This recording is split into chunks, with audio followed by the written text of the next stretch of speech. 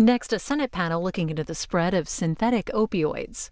Officials from Customs and Border Protection and the U.S. Postal Service testify on how to prevent shipments of synthetic opioids into the U.S., especially fentanyl, from China. The Homeland Security Subcommittee on Investigations is chaired by Senator Rob Portman of Ohio.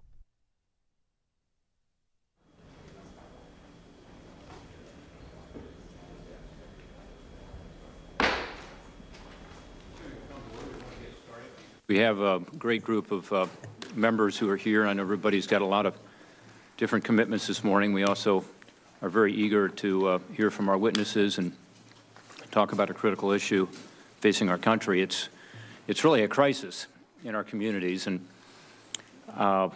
it's getting worse, not better. And the crisis is this opioid epidemic. Our country is being gripped by it. My state is, the states of every senator around the table is. It's a crisis that doesn't discriminate. It's in every corner of my state. Earlier this month, a police officer named Chris Green in East Liverpool, Ohio, had a near-fatal fentanyl overdose following a routine traffic stop. He went up to a car for a routine stop and noticed there was white powder spread around the car. He did the right things. He put on his mask, put on his gloves, arrested some individuals, went back to the police station, and noticed that on his shirt there was some powder. So he reached up like this and brushed the powder off his shirt. This guy's 6'3", 225 pounds, big man, and he fell to the floor unconscious and overdosed. They administered Narcan immediately, but it wasn't enough. They had to rush him to the hospital where 2 more Narcan doses were administered, and luckily his life was saved. As his police chief said, he would have died had he been alone. Police chief also said, what if he'd gone home with that powder on his shirt and hugged his kid? So that's just an example of what we're facing. It's obviously devastating our communities and families, but also creating quite a danger for our law enforcement and other first responders. Fentanyl is 30 to 50 times more powerful than heroin, 100 times stronger than morphine, and a lethal dose can be as little as 2 milligrams. We had some floor speeches this week about it. We were able to show just a tiny amount of fentanyl that can be deadly. We also know about U4 and carfentanil and other synthetic drugs that are coming into our country. This issue is getting worse. As I said, the number of overdoses and deaths have increased dramatically. Earlier this month, you may have seen the Director of National Intelligence, Dan Coates, our former colleague, actually included synthetic opioids in his worldwide threat assessment. And he noted in his comments that deaths have increased 73% just between 2014 and 2015, the last year for which they have records. So sadly, that death toll continues to climb, and we'll hear about that this morning. In one county in Ohio, for instance, fentanyl was responsible for 394 overdose deaths in 2016. One county.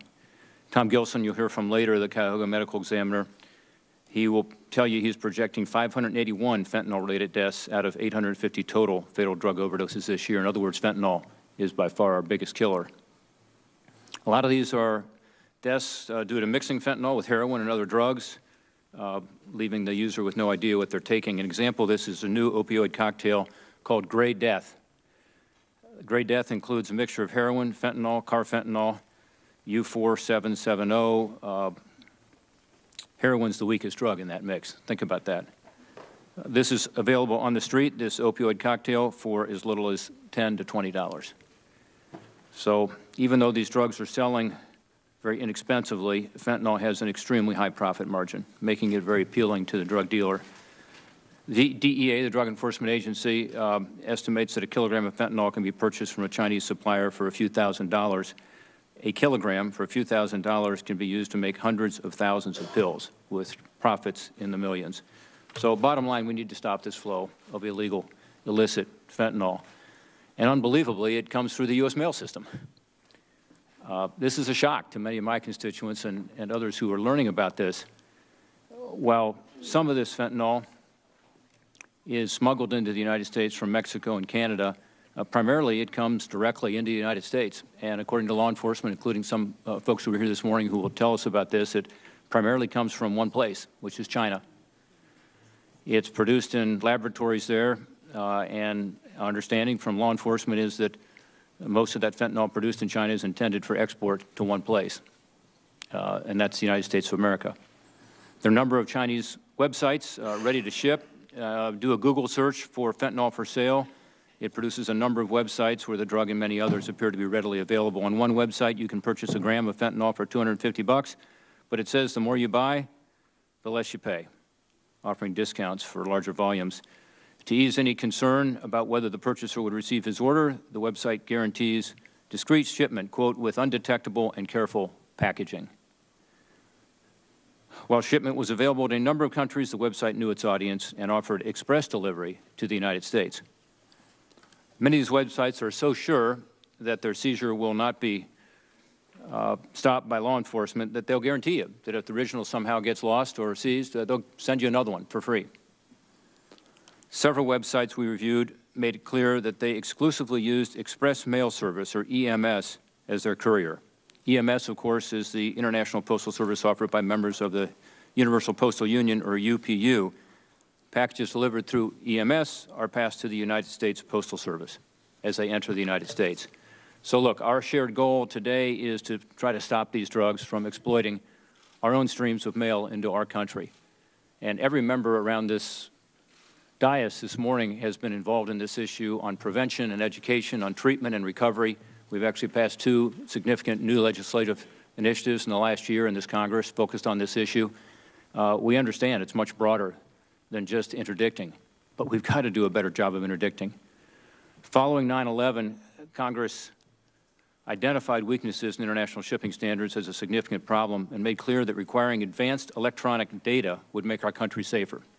This was 15 years ago. When Congress first legislated, it did so, however, that left a gaping loophole.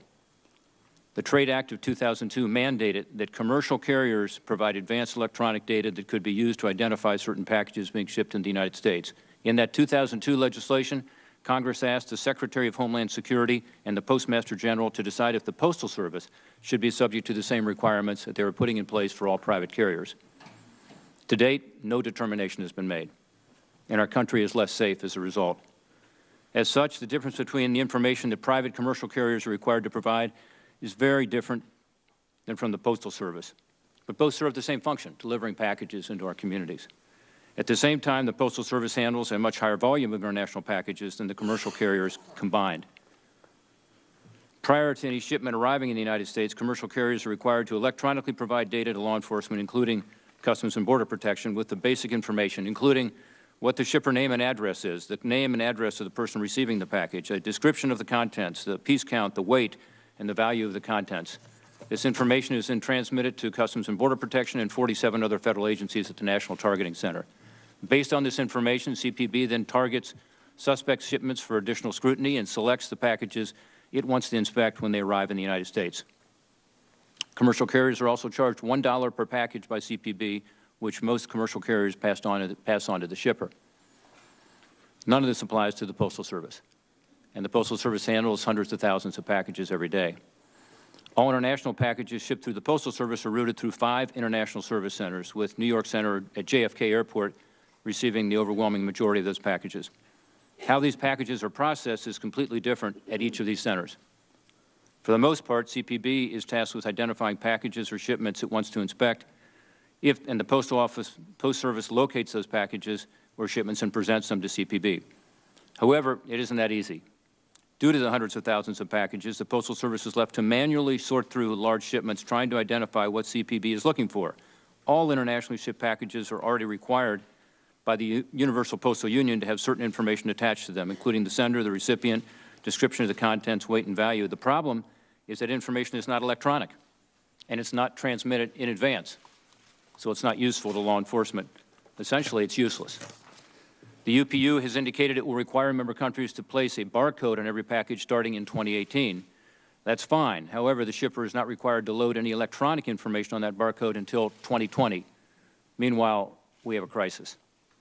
Realistically, the target date to implement this requirement is closer to 2022, we're told, but there's no guarantee it will even happen by then. For 15 years, the Postal Service has been on notice of the need to collect advanced electronic data about its packages. We can't wait any longer. As Americans are dying every day from these poisonous drugs flowing into our country, we must act, and we've got to stop this fentanyl, carfentanil, other synthetics from coming in. The Postal Service is trying to use electronic information at JFK to help CPB identify these packages. It's a pilot program. Postal Service is providing electronic data to CPB for packages that weigh less than 4.4 pounds, so-called e-packets. Once the Postal Service shares the information, CPB uses the information to identify the packages it wants to inspect. Postal Service then locates and presents these selected packages for inspection. This is a step in the right direction, in my view. After nearly 15 years of not doing this, the results to date are lacking, however. In 2016, December of 2016, late last year, the Inspector General found the Postal Service failed to present all of the packages CPB selected for inspection, and a substantial number of e-packets lacked any advanced electronic data associated with it. I understand the Postal Service is starting to take steps to remedy this issue of presenting packages for inspection, and I look forward to hearing the details of that today. But without advanced electronic data, we'll continue to miss a significant portion of these packages. Further, the pilot program is only happening at one location. At the other 4 centers, the Postal Service is stuck sifting through millions of packages, like trying to find a needle in a haystack. We can't continue like this. We need the electronic data, and we need it now. We've been working on a bipartisan way to solve this problem. That's why we introduced legislation called the STOP Act. My co-author is here with us today, and she'll speak in a moment. It's aimed at providing advanced information the Postal Service should be providing for international mail. We've got 16 co-sponsors in the Senate, 8 Democrats, 8 Republicans. In the House, there's separate legislation, companion legislation, that has 128 bipartisan co-sponsors. Our focus today is getting input from this panel of witnesses so we have a clear understanding from all the key stakeholders as we move forward on this. Again, thank you all very much for being here. I thank my colleagues for being here. I'd now like to turn to the ranking member, Senator Carper. And today we talk about special moments. We call them all hands on deck. This is an all hands on deck moment for not just those of us in this room, not just in the Senate, not just in Delaware or Ohio or any of the other states that are represented. This is an all hands on deck moment for our country. And we welcome all of our witnesses, this panel, the second panel. I want to thank our chairman. I want to thank Amy Klobuchar for the good work that they have done and others on this committee have done to get us ready for this day. The focus on today's hearing is more about at least one of the ways these drugs are getting into communities and what we can do to stop them. I look forward to hearing from our witnesses. We look forward to hearing from our witnesses on the first panel to better understand the processes used by the Postal Service, by private shippers, and by CBP to screen international mail shipments and to identify and stop potentially illicit packages. I also look forward to learning more about where the coordination between shippers and federal agencies is working well, while identifying areas where we need to push for improvements. Joining in today's discussion is the Postal Service, which in partnership with CBP is our first line of defense in preventing the flow of illegal drugs and contraband into our country. As some of you may recall, protecting and improving the mail system in this country has been one of our biggest priorities, certainly one of my biggest priorities on this committee for a number of years. The Postal Service is vital to our economy. It's the linchpin of a $1 trillion mailing industry. Yet the agency is facing insolvency if Congress does not act in the coming months to pass comprehensive postal reform. Enacting that legislation will free up billions of dollars that the Postal Service can use not only to invest for the future and improve customer service, but also shore up mail security. It's worth noting that despite the financial uncertainty facing the Postal Service, its inbound international package volume has grown significantly in the past 3 years. In fact, it's nearly doubled, growing from 150 million pieces in 2013 to more than 275 million pieces in 2016. There's no question that handling that increased volume, in addition to the increase in domestic packages that we're seeing, we welcome that, but it's putting a strain on an already stretched resource. Unlike private carriers, the Postal Service is required to deliver all mail it receives from foreign posts in a timely manner. This is due to our membership in the Universal Postal Union, which sets international mailing standards. It also ensures that we can send mail ourselves to friends, to families, to business partners overseas. The State Department represents the United States at something called the Universal Postal Union, and they're going to be here with us today to discuss their involvement in this key organization. And we look forward to hearing from our Postal Service and State Department witnesses about our commitment to promoting the exchange of advanced electronic data among the Union's 192 member countries as a means of combating the shipment of drugs and other illegal goods. While all packages are screened initially by CBP before being presented to the Postal Service, CBP can, and often does, target packages for additional screening. CBP, which is also joining us here today, can target packages based on the country of origin or scans done by the Postal Service. Recently, the Postal Service and CBP have been working closely together on a pilot program that allows CBP to use advanced electronic data on small packages from China arriving at JFK Airport. While the Postal Service provides other countries with advanced electronic data about mail originating in the United States, we don't always get the same information from other countries. This makes it harder for CBP to do its job as packages arrive here. The pilot program at JFK is a rare exception, so I hope we can learn today whether there are any recommendations to improve and expand this program. As my colleagues here have heard me say many times, find out what works, do more of that. Private carriers like UPS, which is also joining us here today, already provide CBP with advanced electronic data on packages destined for our country.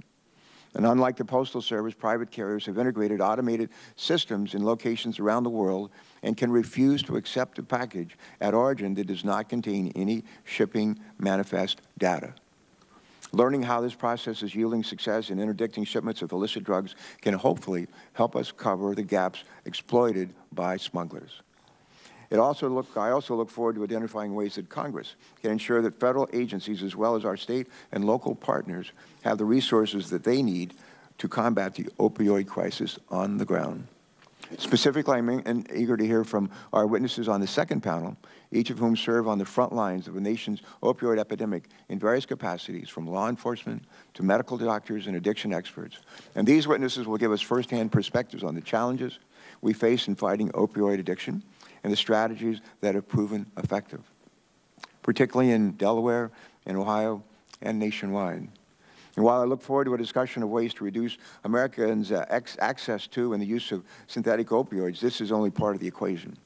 We must not lose sight of the need to focus on the root causes of our nation's considerable demand for drugs, not just on the symptoms, but on the root causes of those considerable demands for drugs. And until we do that, the crisis will only continue to worsen, and smugglers will continue to look and find ways around the defenses we put in place to block the supply of dangerous drugs.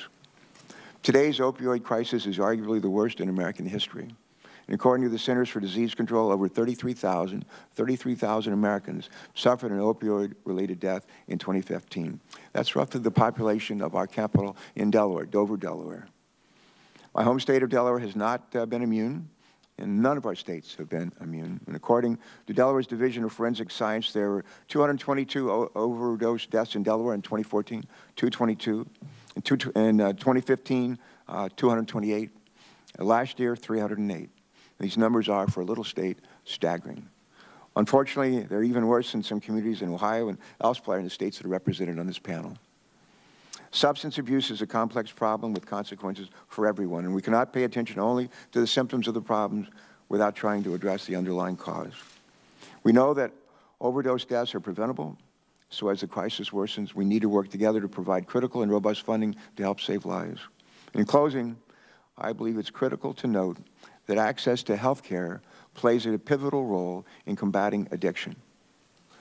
Unfortunately, current proposals to repeal the Affordable Care Act threaten to undermine much of the recent bipartisan progress in addressing the nation's opioid epidemic and strengthening our nation's mental health system. As we all know, Medicaid is the single largest payer of substance abuse services in our nation, paying for 1/3 of all medication assistance treatment. Current plans to repeal the Medicaid expansion and add program caps threaten to make this opioid crisis worse, as millions will be at risk of losing coverage for substance abuse prevention, treatment, and recovery services, just at the time we need those services the most. Going forward, I look forward to working even more effectively with our colleagues on both sides of the aisle to address the underlying causes of this epidemic and to learn what we can do and how we can bring about substantial, lasting change. Thank you so much. Thank you, Mr. Chairman.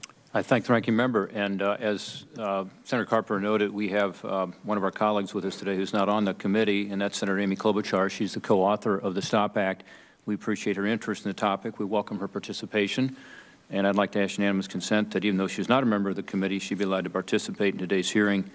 And without objection. That's why I was moving quickly. I was worried. Without objection. That's what we're giving her so for ordered. her birthday. Thank you. Come Yeah, to this very hearing nice. since today's her birthday. Yes. Okay. Well, You chose to spend your birthday with us. I'd like to recognize Senator Klobuchar. Senator Carper and I talked about this in advance, and for that matter, if other members would like to make a brief opening statement, that's all right. But I know she has another markup that she's supposed to be at right now. So, Senator Klobuchar, if you would make a few remarks, we'd appreciate it. well, thank you very much, Mr. Chair, and thank you, Senator Carper. It is a very celebratory moment to be here with the subcommittee for my birthday. Thank you. And it was really an amazing moment to meet some of the witnesses out there, and I think you'll all really learn a lot from hearing about them. I've never heard the coroner speak on this, but to have the medical examiner here really hits home how dangerous this is. We take this personally in my state. We lost Prince to fentanyl, and that investigation is still going on where he obtained that drug. But it wasn't just Prince. It's also a mom in Rochester, Minnesota, a student in Duluth, and like every state, we see opioid deaths on the rise, with now exceeding homicides in our state. I look at this in three ways. When we passed this framework that I think started us thinking that way. And I want to thank Senator Portman for his leadership on that bill.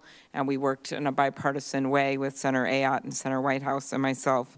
But the three things are, one, trying to reduce the number of people getting hooked on legal opioids, and that means everything from our prescription drug monitoring bill to the work that we're trying to get changes in how prescriptions are given out and how many drugs are given out for simple things like wisdom teeth. The second, of course, is treatment, and we did some good work, all of us did, with the Cures Act, and we're going to have to continue to do work with the budget, and I appreciate your leadership on the Republican side, Senator Portman, in objecting to these Medicaid cuts that we heard over from the House. I think that's going to be really important. But the third is that we all know as people are migrating over to the illegal drugs because they're either cheaper or easier to get, we're going to see more of these kinds of overdoses from things like fentanyl.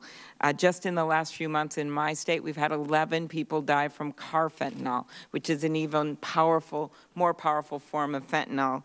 It's 100 times more potent than fentanyl.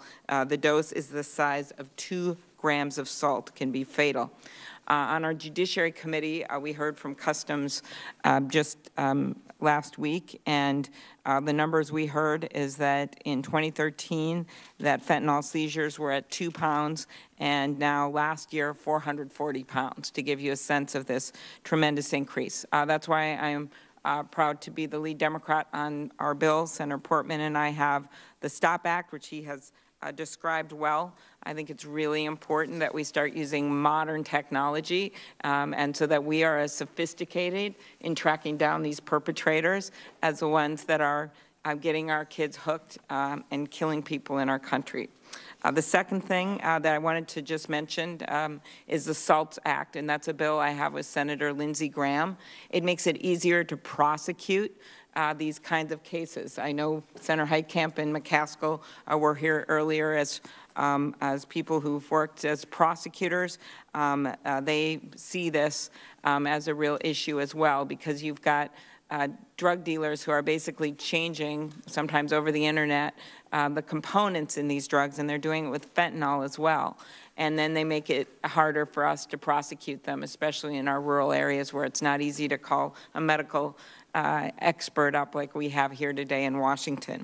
And so we're feeling good about this bill because Senator Grassley's on it, Feinstein, the two leads on the Judiciary Committee, and we urge others to look at the bill. But it simply makes it easier to prove up analogs when they change the composition of synthetics. So that's another thing I'd suggest. But I mostly want to thank Senator Portman for his leadership and his willingness to work across the aisle on this really important issue. And thank you, as always, Senator Carper. Thanks. Thank you, Senator Klobuchar. Any other members like to make brief opening statements? James?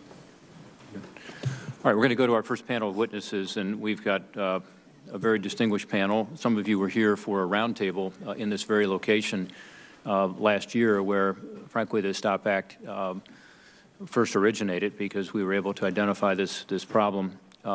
I'd like to call the witnesses individually. First, Gregory Tommy, thank you for being here, Director of the Bureau of International Organization Affairs at the State Department, which of course works to advance U.S. national interests through multilateral engagements. But prior to joining the State Department in 1991, here in Washington, he held senior foreign service positions in Morocco, Iraq, Finland, Brazil, and other countries. Robert Citron is here. Robert Citron is the Vice President of Network Operations at the Postal Service. Mr. Citron began his Postal Service career 31 years ago as a clerk in Rochester, New York. In his current role, he oversees the Postal Service's distribution network, including overall network design, policies and programs for processing sites, logistics required to move mail, and maintenance policies and programs that support the postal network. Third, we have Robert Perez here. Robert is the Acting Assistant Commissioner at the U.S. Customs and Border Protection. Previously, Mr. Perez served as Director of Field Operations for CPB's New York field office, where last year he oversaw the arrival of more than 21 million international travelers and $240 million in imported goods. Over the course of his distinguished career, Mr. Perez represented CPB as a border security expert all over the world at many different international business conferences, on official assignments, and as a guest lecturer as a border security expert.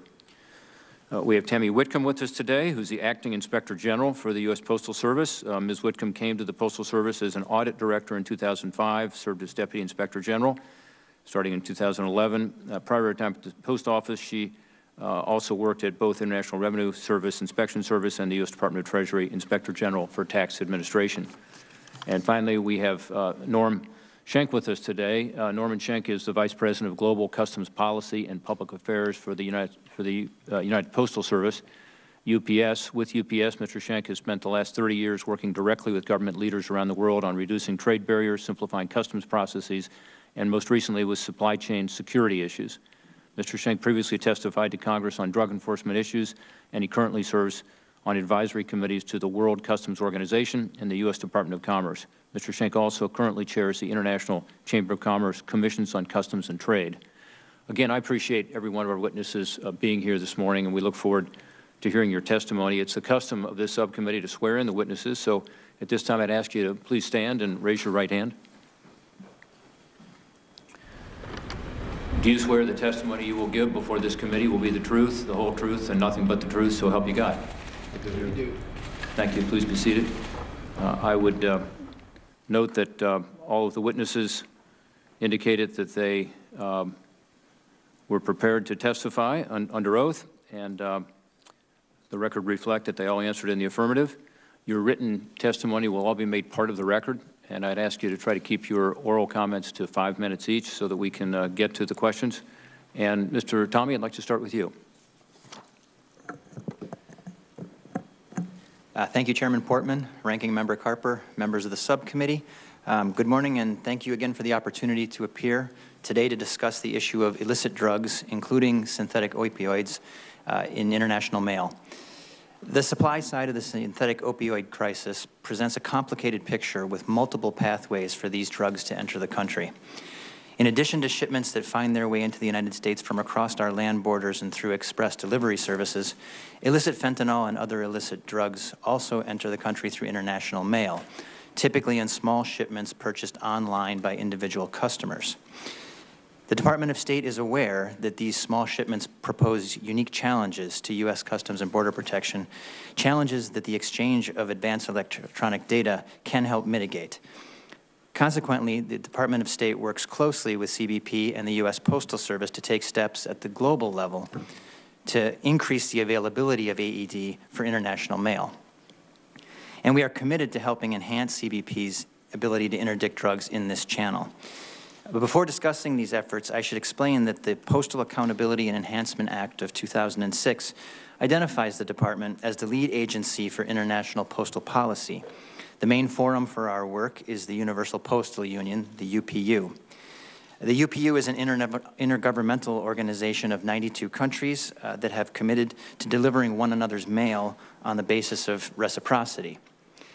The UPU Congress and its 40-member Postal Operations Council, or POC, write and adopt the Acts of the Union, which are the rules of the road for international mail exchange. At the UPU Congress of 2012, the United States was successful in securing amendments to the UPU Convention that committed each member state to adopt and implement security strategy, which included complying with requirements for providing AED. And at the most recent UPU Congress in 2016, the United States was re-elected to the POC and was selected to co-chair the POC's Committee on Supply Chain. This committee oversees all UPU work on customs, security, transportation, and standards. These leadership, the United States also chairs the committee's standing group on postal security. These leadership roles position us extremely well to ensure that high-priority security issues, especially AED, move forward as quickly as possible. And we have made significant progress toward that goal. With active participation and technical input from the United States, the UPU cooperated with the World Customs Organization to develop an electronic data system to allow for the capture, transmission, and receipt of AED. In February of last year, the POC adopted a new regulatory framework for the exchange of AED called the Roadmap for AED Implementation. The United States now leads the steering committee coordinating the work required to reach the roadmap's milestones, which include final adoption of the technical messaging standard for item-level data. Adoption of that standard should take place at this fall's POC meeting. As significant as these achievements are, they are only part of the picture, and there are obstacles to overcome. The main impediment to widespread AED is the limited ability of most postal services to collect and transmit it. The UPU business plan, adopted in 2016, calls for all postal services to have the capability to exchange item-level data by the end of 2020. However, the technical ability to exchange this data does not translate directly into the ability to collect or enter it. Many post offices in the developing world do not have internet connectivity or even reliable sources of electricity, which makes collection of data and transmission of data extremely difficult. And even in developed countries, some postal services have been slow to invest in the needed infrastructure for item-level electronic exchange of data. Currently, few, if any, countries have the ability to provide it for 100% of their mail requiring customs declarations. Our approach has been to support the UPU to provide capacity building that enables AED. The UPU is devoting half of its cooperation budget over the next 4 years to a project designed to position postal services in developing countries to obtain this capacity. And the major focus of this program is AED. We will continue to support and encourage these efforts, but recognize that rapid acceleration in investment and use of electronic data for customs and security will also be driven by the business needs of postal operators themselves. Postal operators now understand that delays caused by necessary customs processing are a major impediment to their own ability to grow their business model and adapt to the rapid growth of e-commerce transactions. Exchange of AED is the only real solution to this problem. Consequently, while the United States was once a voice in the wilderness almost alone in calling for AED exchange, we are now leading a chorus of countries, developing and developed, that demand AED. Another significant development with implications for AED is the UPU's decision to launch the Integrated Product Plan, which aims to modernize UPU product offerings with an eye toward e-commerce. This far-reaching effort has clear benefits for the customs processing of mail. Phase 1, which begins in January of 2018, will introduce segregation of mail into items containing documents and those containing goods. This split will facilitate compliance with customs requirements, including AED. Phase 1 also requires mail items containing goods to have a UPU standard barcode label, which is critical to enabling AED. Furthermore, UPU approved regulations in February 2016, which will allow members to impose AED requirements on items containing goods, provided they take into account whether the requirements they are imposing can be met by those to whom they apply. The thinking behind this regulation was that demanding something that is impossible immediately as a condition for delivering another country's mail is the same as refusing to receive it at all. Such a requirement would undermine the reciprocity that's at the heart of the UPU. In conclusion, I would like to assure the subcommittee that the State Department is fully committed to accelerating all countries' ability to provide AED. To that end, we will spare no effort to ensure swift implementation of the UPU roadmap and the Integrated Product Plan. As these programs move forward, we are confident that the number of countries able to provide AED and the portion of their mail stream that it covers will continue to grow. Thank you, Mr. Chairman. I look forward to answering your questions.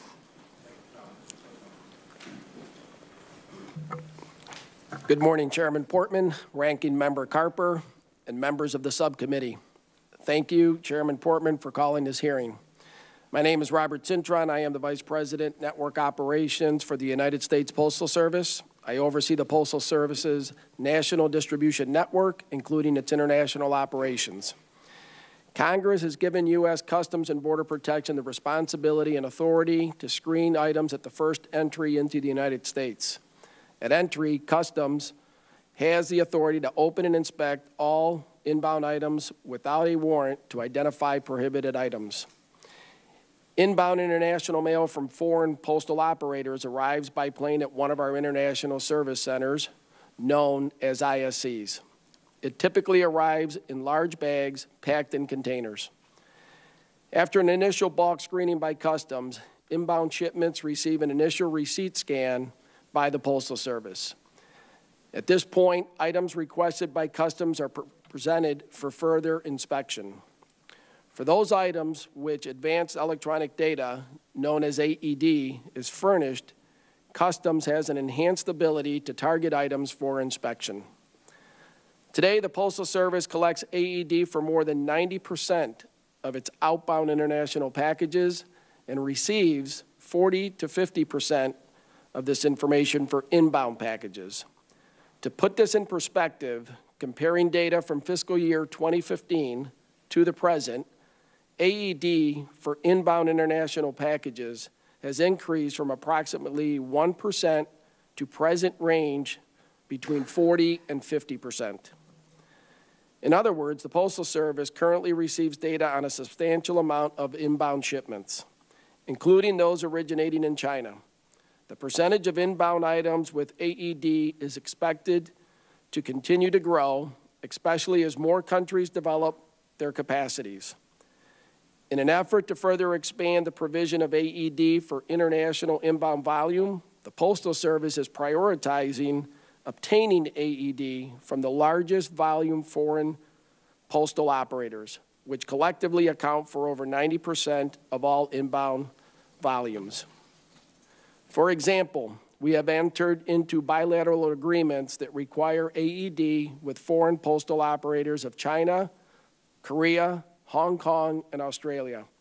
And we have entered into voluntary data sharing agreements with more than 30 foreign posts to facilitate the exchange of AED.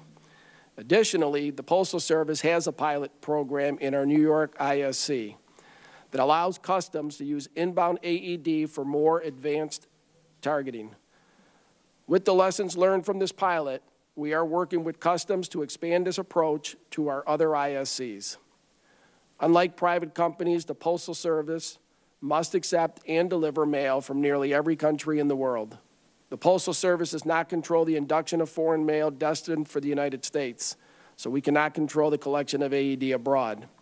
However, the Postal Service, in collaboration with the State Department and Customs, plays a leadership role in advocating for the global collection and exchange of AED.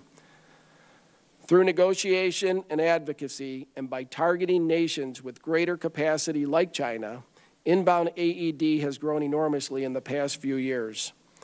In conclusion, we share your concerns about America's opioid epidemic, and we continue to work with Customs to enhance the interdiction of illegal drugs and contraband. The Postal Service is committed to taking all practicable measures to ensure our nation's mail security and provide the American public the best and most efficient service possible. Again, thank you for this chance to testify, and I look forward to your questions. Good morning, Chairman Portman, Ranking Member Carper, distinguished members of the subcommittee. Thank you for the opportunity to appear today to discuss the role of U.S. Customs and Border Protection in combating the flow of dangerous synthetic opioids, particularly fentanyl, into the United States. The majority of fentanyl smuggled into the U.S. is done so through international mail facilities, express consignment carrier facilities, or through our ports of entry along the southern land border. In fiscal year 2016, CBP officers and agents seized or disrupted more than 3.3 million pounds of narcotics. CBP seizures of fentanyl remain relatively small, but have significantly increased over the past few years, from 2 pounds seized in 2013 to over 400 pounds seized in 2016.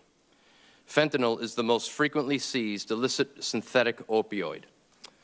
Along the southern border, heroin is often spiked with fentanyl. Fentanyl is also sometimes spiked with other substances and sold as synthetic heroin.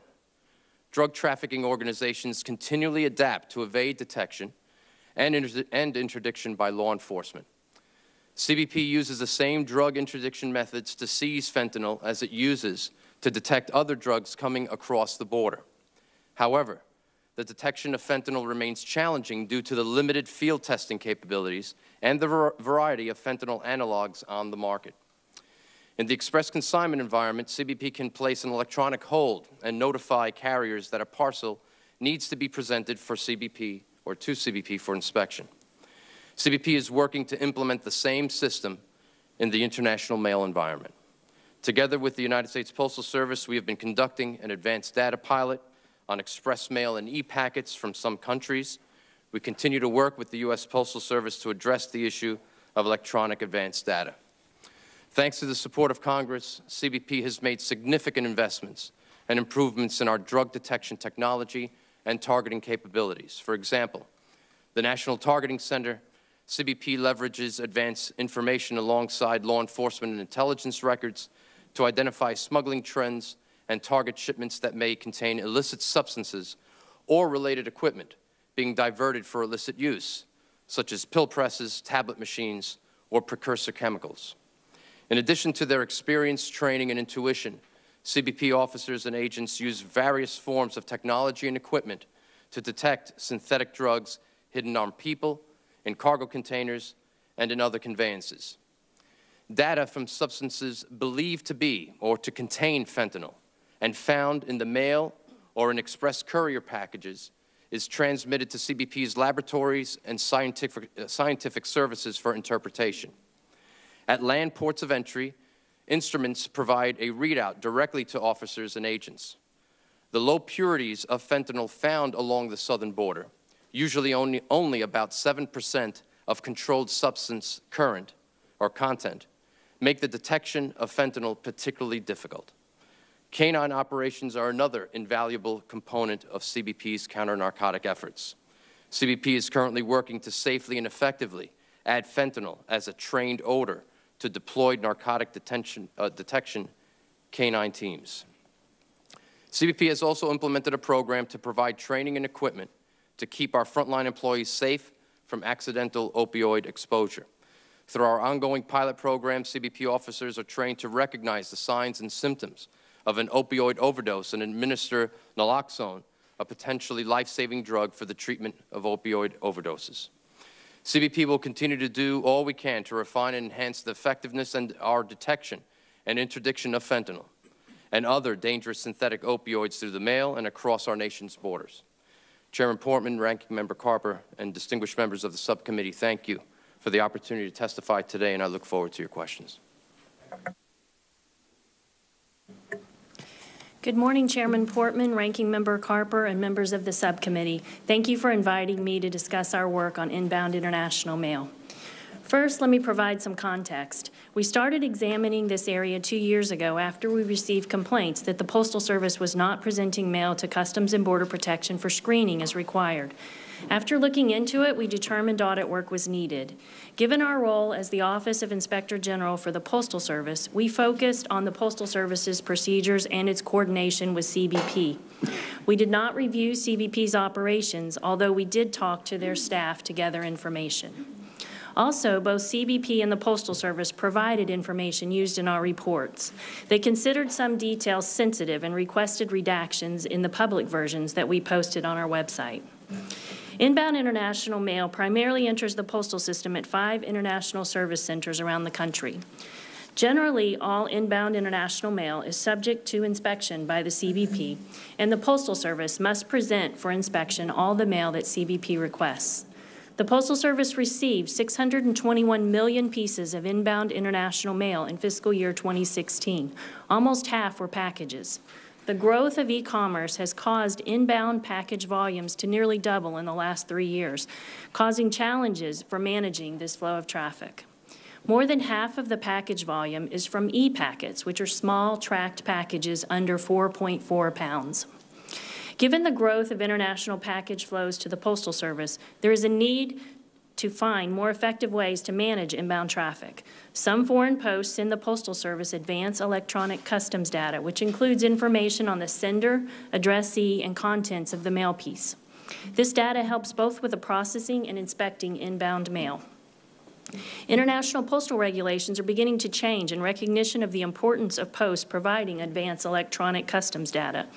The Postal Service can also require this data through bilateral agreements it makes with foreign postal operators. However, our audit work found instances of bilateral agreements where the Postal Service had not requested this advanced customs data. Since November 2015, the Postal Service has been piloting a joint initiative with CBP in New York. CBP is integrating its data systems with the Postal Service's systems to use advanced data to target packages for inspection. The Postal Service and CBP intend to expand this pilot to new locations before the end of the fiscal year. We have issued 5 reports on inbound international mail operations since September 2015 and found several problems with the presentation of inbound packages to CBP. First, Postal Service employees sometimes began processing packages before arrival scans had been input into the system. This could result in pieces missing customs screening or in the acceptance of inappropriate or unknown shipments. Second, problems with scanning during processing into and out of customs meant that the Postal Service could not always determine whether a package was in CBP's custody or its own. Third, and most significant, at times the Postal Service just did not present packages to CBP for inspection when requested. Instead, the packages were processed directly into the mail stream. These failures occurred for several reasons, including human error and electronic system problems. An additional factor is that the Postal Service and CBP do not have a formal written agreement regarding the appropriate procedures. To address our findings, we have made 11 recommendations in areas such as enhancing systems, providing employee training and oversight, improving scanning data, ensuring items are presented to CBP, requesting advanced electronic customs data from foreign posts, and coordinating with CBP to establish a formal agreement regarding presentation requirements. The Postal Service agreed with these recommendations and has taken sufficient action to close 5 of them. 6 recommendations are still outstanding, including establishing a formal agreement with CBP. Ensuring the safety and security of inbound international mail is a critical challenge for the Postal Service and CBP. More effort is needed to quickly fix problems in the current process and to make sure CBP receives as much electronic customs data as possible. My office will continue to monitor this issue, and we will work with our colleagues at the Department of Homeland Security Office of Inspector General on any related work that they conduct. Thank you. Thank you, Chairman Portman, Ranking Member Carper, and distinguished members of the committee. I appreciate the opportunity to appear before you today to discuss how providing the necessary data to Customs and Border Protection and other government agencies can help target contraband and weed out bad actors seeking to import dangerous goods and counterfeit items into the U.S. Mr. Chairman, my presence here today, the Thursday before Memorial Day weekend, is quite literally deja vu. I provided similar testimony on this very same day 17 years ago, in the year 2000, to the House Subcommittee on Criminal Justice, Drug Policy, and Human Resources. The hearing then was titled, "Drugs in the Mail, How Can It Be Stopped?" For that hearing, I was asked to do the same thing, walk through the processes that UPS follows to supply advanced data to CBP that will enable them to screen for high-risk packages being imported into the U.S. Unfortunately, since 2000, the problem of importing illicit goods into the U.S. has only grown worse. Enabled by the internet, bad actors are getting smarter and smarter, using every avenue available to send illicit goods into the U.S. Back in 2000, the issue of illicit drugs in the mail was centered on amphetamines and ecstasy. Today, the threat has expanded to fentanyl and high-tech opioids. The volume of parcels coming into the U.S. has increased substantially, particularly from foreign posts, which now send almost 90% of all packages into this country. UPS delivers more than 19 million packages and documents every day in over 220 countries and territories around the world. We work hard to be united problem solvers. Our business processes are complex and our technology advanced. We also work closely with CBP at our own expense to comply with and even exceed existing legal requirements. The key to making this work is the advanced electronic data we provide, which enables CBP and 47 other government agencies to target high-risk inbound shipments and screen them out of the network, and sometimes that's as much as 36 hours in advance. This data can also be used to screen for counterfeit products and contraband, another growing problem. We also apply technologically advanced network capabilities that enable us to locate any suspect package in our system at any given time so it can be retrieved and tendered to legal authorities for additional screening. In 2000, when I testified before the House Government Oversight Committee, there were about 21 million package shipments entering the U.S. annually, about 10 million through the private sector, which were accompanied by advanced electronic data, and 11 million through the international mail system, which did not have any electronic data. Even 17 years ago, it was clear that CBP and other federal agencies could not manually screen packages purely because of volume, and that the most effective way of interdicting bad shipments was through the use of advanced electronic data. The volume of packages entering the U.S. has increased many times over. In 2016, foreign posts likely sent over 400 million packages to the U.S., and the volume is rapidly growing. We have been using advanced data for years, even before it was required by the Trade Act. Bob and I have worked together for probably over 20 years on some of these things to provide CBP with item-level detail about each and every shipment entering the country. This helps us reduce the potential for dangerous goods entering the U.S. It's also important to note that UPS and other express carriers obtain and submit data for all foreign countries, both developed and developing. And I could take out my smartphone because even in the most remote places, just take a picture of it and transfer it on with that. In conclusion, if I could take off my UPS hat for 30 seconds, I do a lot of international travel and work with customs agencies around the world on this very same issue. When I board a flight back to the U.S., I don't look around the passengers looking for suspected terrorists. I think about the bags and bags of foreign post packages that are loaded in the belly of the aircraft.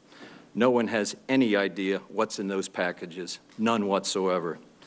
The government doesn't allow passengers on a plane without personal information or back into our country without a passport or screening. Why do we allow over 1 million and potentially more dangerous packages a day into this country with no requirements for information that will allow CBP to do their job more effectively? I urge you to take action on this important issue. Thank you. Thank you, Mr. Schenck, and thank all the witnesses. Senator Carper has generously agreed to delay his questions so that we have an opportunity for the two members who are here to ask their questions. I know everybody's got other committees to go to. I will do the same, and like to start with Senator Langford. Thank you, Mr. Chairman, Ranking Member. I appreciate that very much. So tell me about where we are as far as moving on advanced electronic data and why, for developing countries, this has taken so long when there are some straightforward solutions. If they can get the mail to the spot to be able to get it out, why can't they get the data?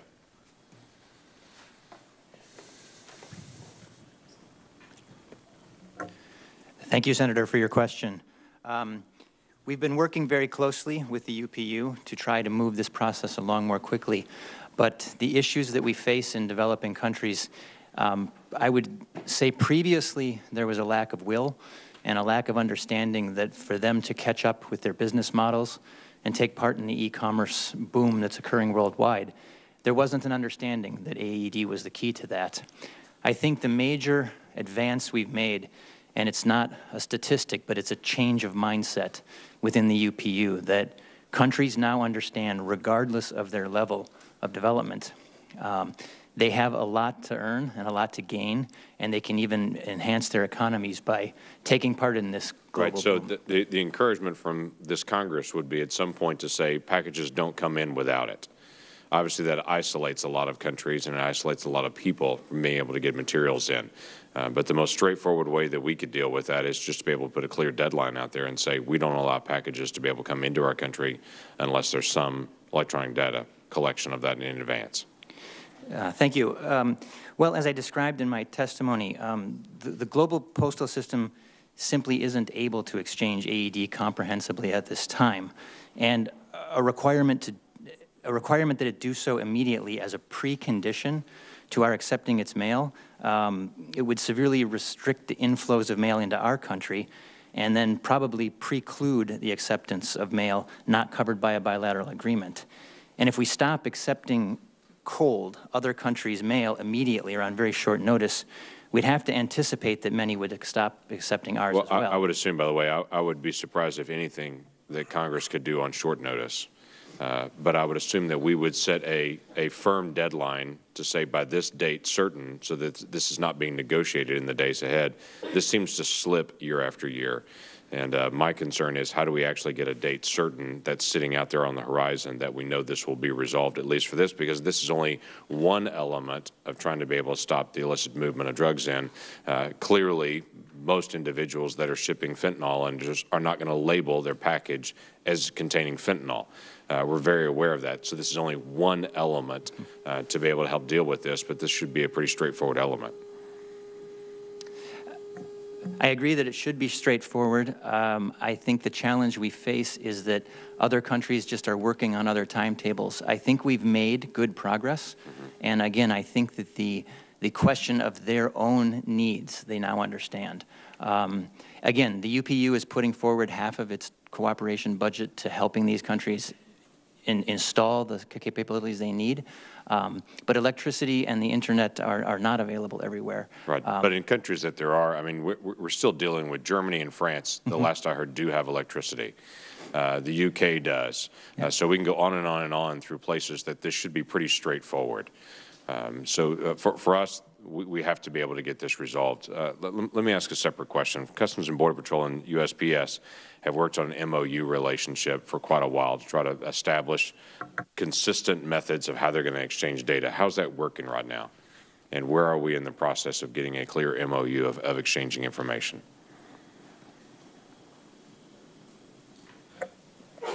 The MOU regarding just the general operations, Senator, and how that functions at our international mail facilities and how that mail is delivered is with CBP. We expect to give that back with our comments to the U.S. Postal Service within the next 2 to 3 weeks. Good. I checked on that just before I got here. Good. Appreciate that. That's been outstanding for about a year or so. Indeed, indeed, Senator.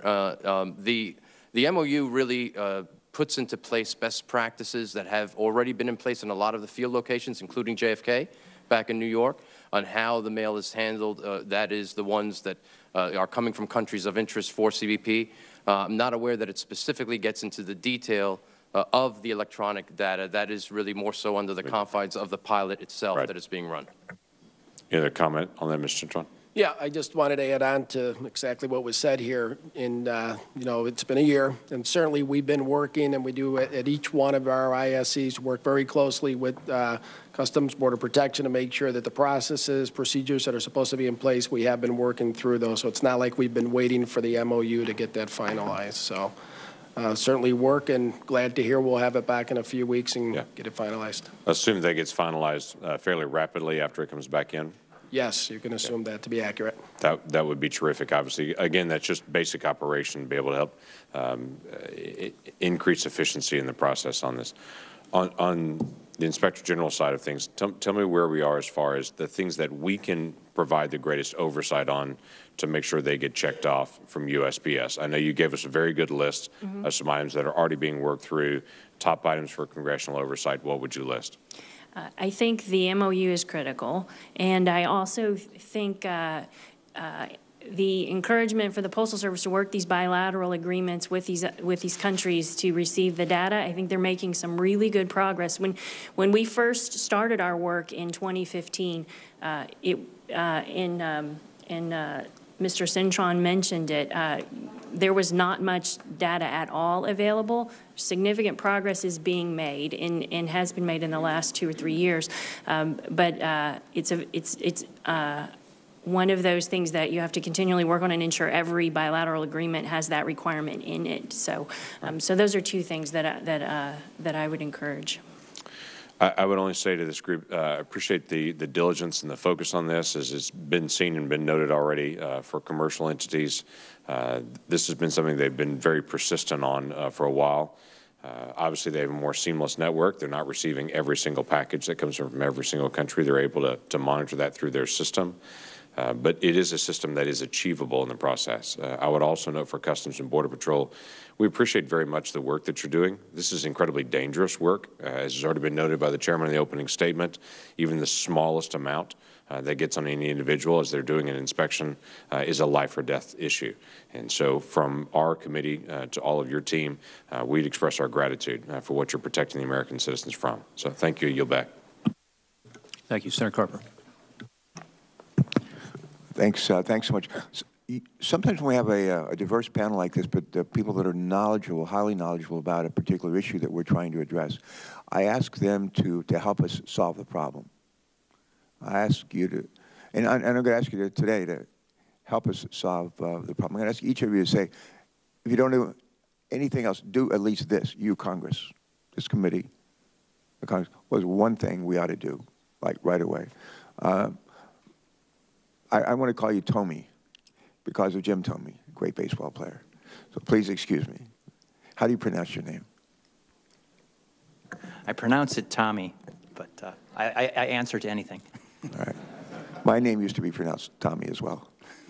So, all right, Mr. Tomey, give us one, for God's sake, do this idea.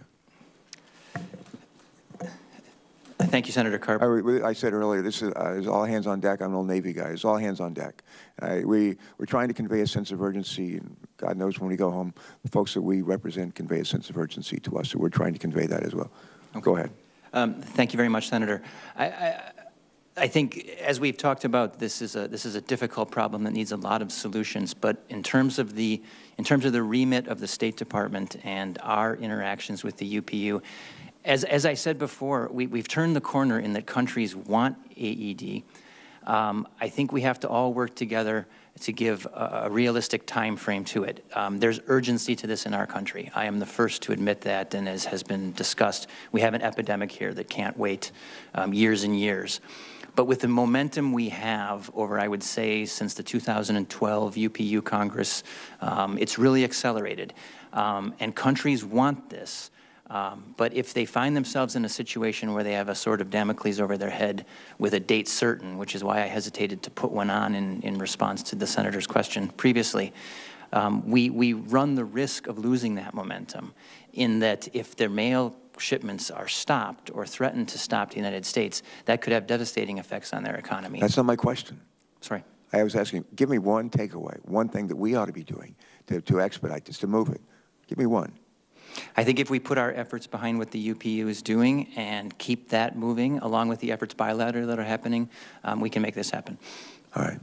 And we as us, I mean, I'm just going to give us some advice. All right. Give us some advice.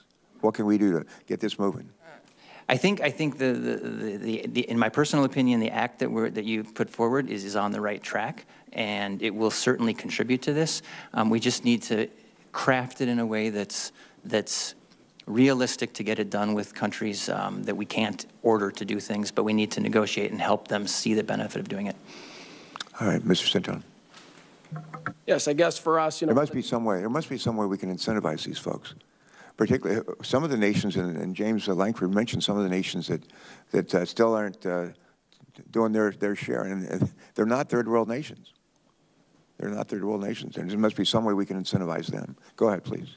Yeah, I think, one thing we would certainly ask, support around our strategy to target, focus in on targeted countries, right? So we understand that that part, when we look at the whole picture for us, our strategy has been to really stay focused on where we see the largest volume coming in, and I think that's where, we're looking for that cooperation. Certainly, to take that step, as was noted here, one of the concerns is some of the conditions that we might find in some of these other developing countries. But for us, our strategy really is going to be to stay very focused and prioritize. And we believe through that and through our efforts and what we're doing with the AED and the pilot at JFK, we could really push this along in order to help Customs Border. Yeah, you haven't answered my question.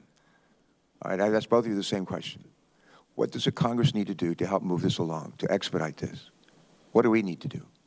Well, one other thing, Senator, I might ask is certainly around the passage of comprehensive postal reform for us. There's a lot of things that are tied up in that, and anything you can do to help us with that regard certainly helps our overall initiatives with everything we're doing. Now, one of the things, and a number of us have been working on this for a while, as you know, we want to have additional postal revenues in order that they can, among other things, modernize their mail processing centers. There's 300 need to be modernized. Yes. They can buy new equipment, new vehicles for delivery. They can modernize the post offices. It sounds like there might be another use for some additional revenues at the Postal Service, and that might be helpful as well. Good, thank you.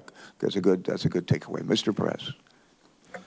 Perez, good advice for us. Yes. Well, first, let me say thank you, Senator, for the ongoing support, not just of this committee, but the entirety of the Congress for everything that CBP does and the entirety of the effort that we put forth to combat illegal narcotic trafficking. And that's where I would specifically ask, ever so respectfully, that support continue for all things narcotic trafficking. Because CBP, frankly, we're not waiting and don't wait for the evolution of the different types of threats and the enhancements that we absolutely need to lean forward and do everything we possibly can to interdict, to detect, to deter, and dismantle those who would do us harm in this fashion. And so whether we're talking about data, whether we're talking about tools and technology that we're trying to deploy, and even the personnel, that ongoing support that this body continues to provide CBP on the overall drug mission is absolutely critical, and we appreciate that. Thank you. Ms. Whitcomb, same question.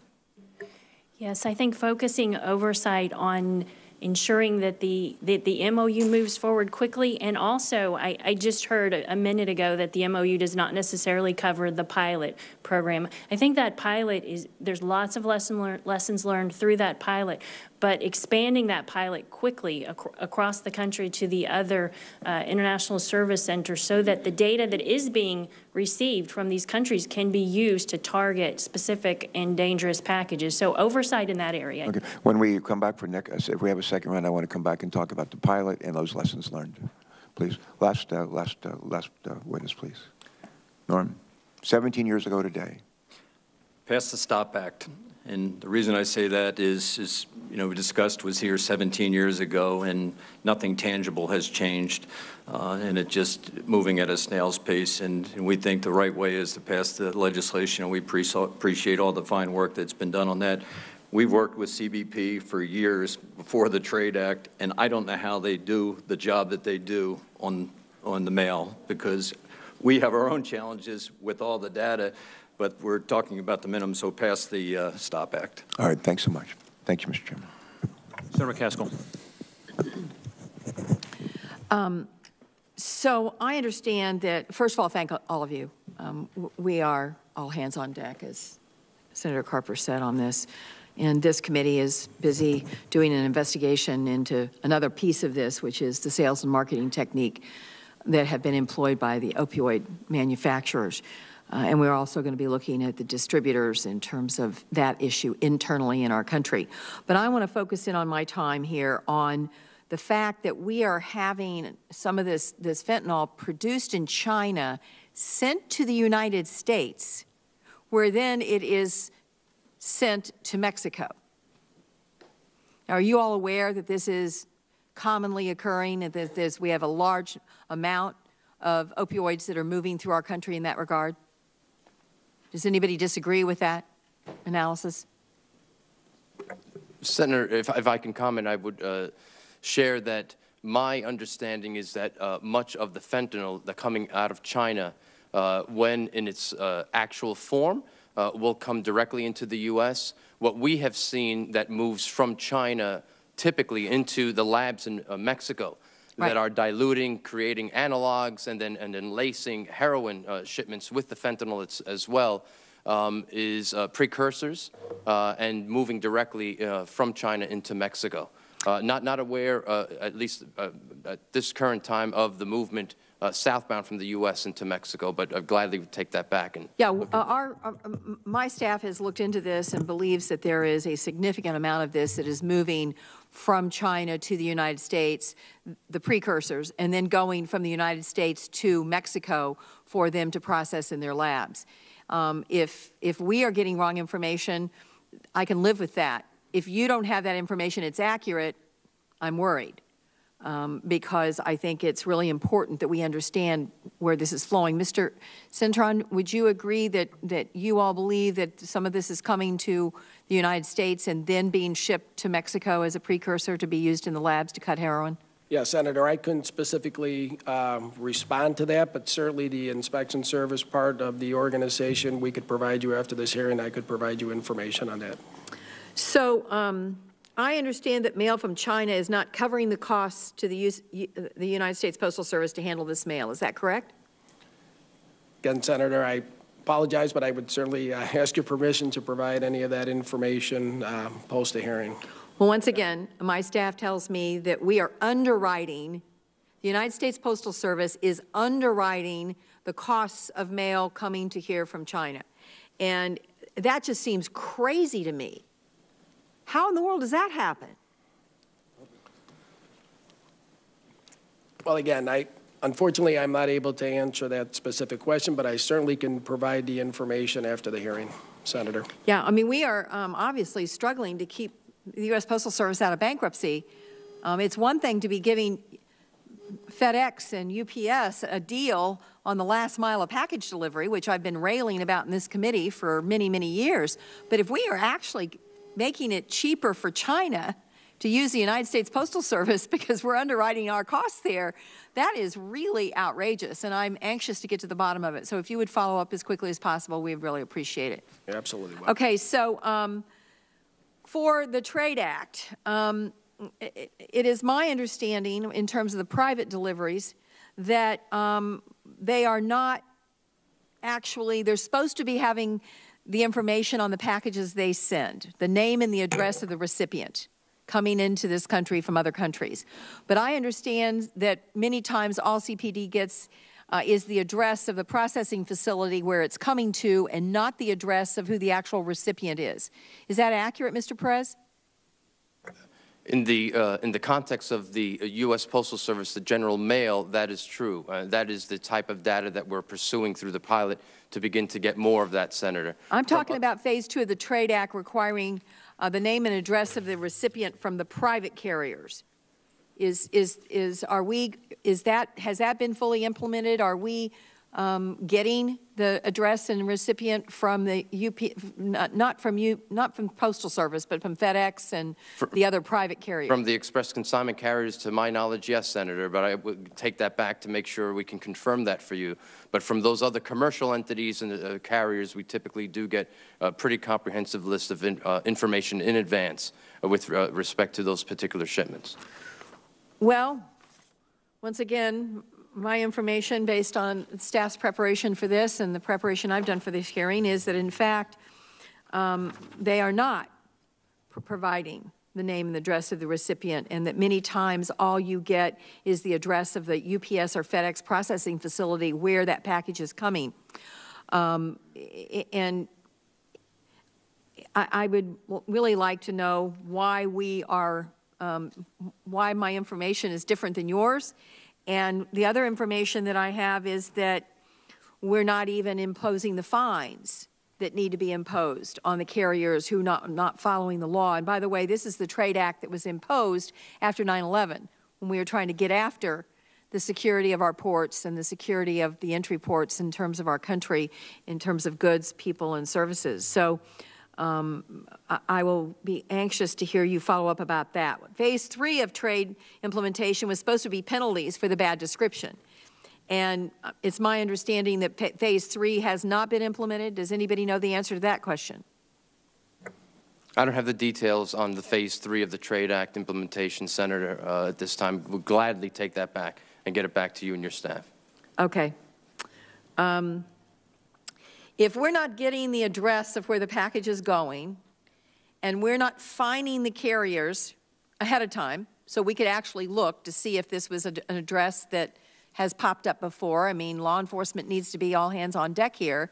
If we're not getting that, and we're not even knowledgeable about whether or not we've implemented the part of the law where penalties are enacted, our research indicates that sometimes penalties have been imposed, but they've been negotiated down by the carrier's lawyers from thousands of dollars to $50. If that's occurring, that's a huge problem. I'm a little worried that folks don't have the answers to these questions at this hearing, understanding the subject matter of this hearing, and I'll look forward to getting to the answers to them as quickly as possible. Yes, Mr. Schenk? Senator, if I may respond to that, certainly from a UPS perspective, we've been providing that information, full information of the shipper, the consignee, description, value, country of origin, since we started bringing international imports into the U.S. in 1985, and the program was developed with CBP.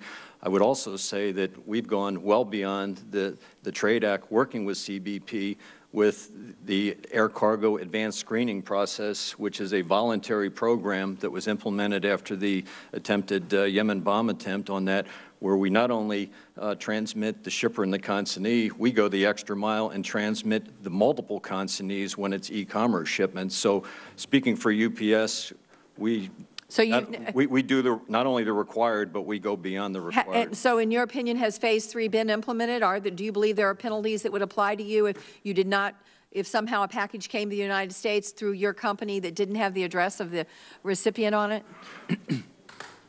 But the answer to that one is I don't know how we could, because our processes and systems are developed that a package can't enter our system unless that information has been entered in there, and then it can't move through because our systems interconnect between UPS and CBP.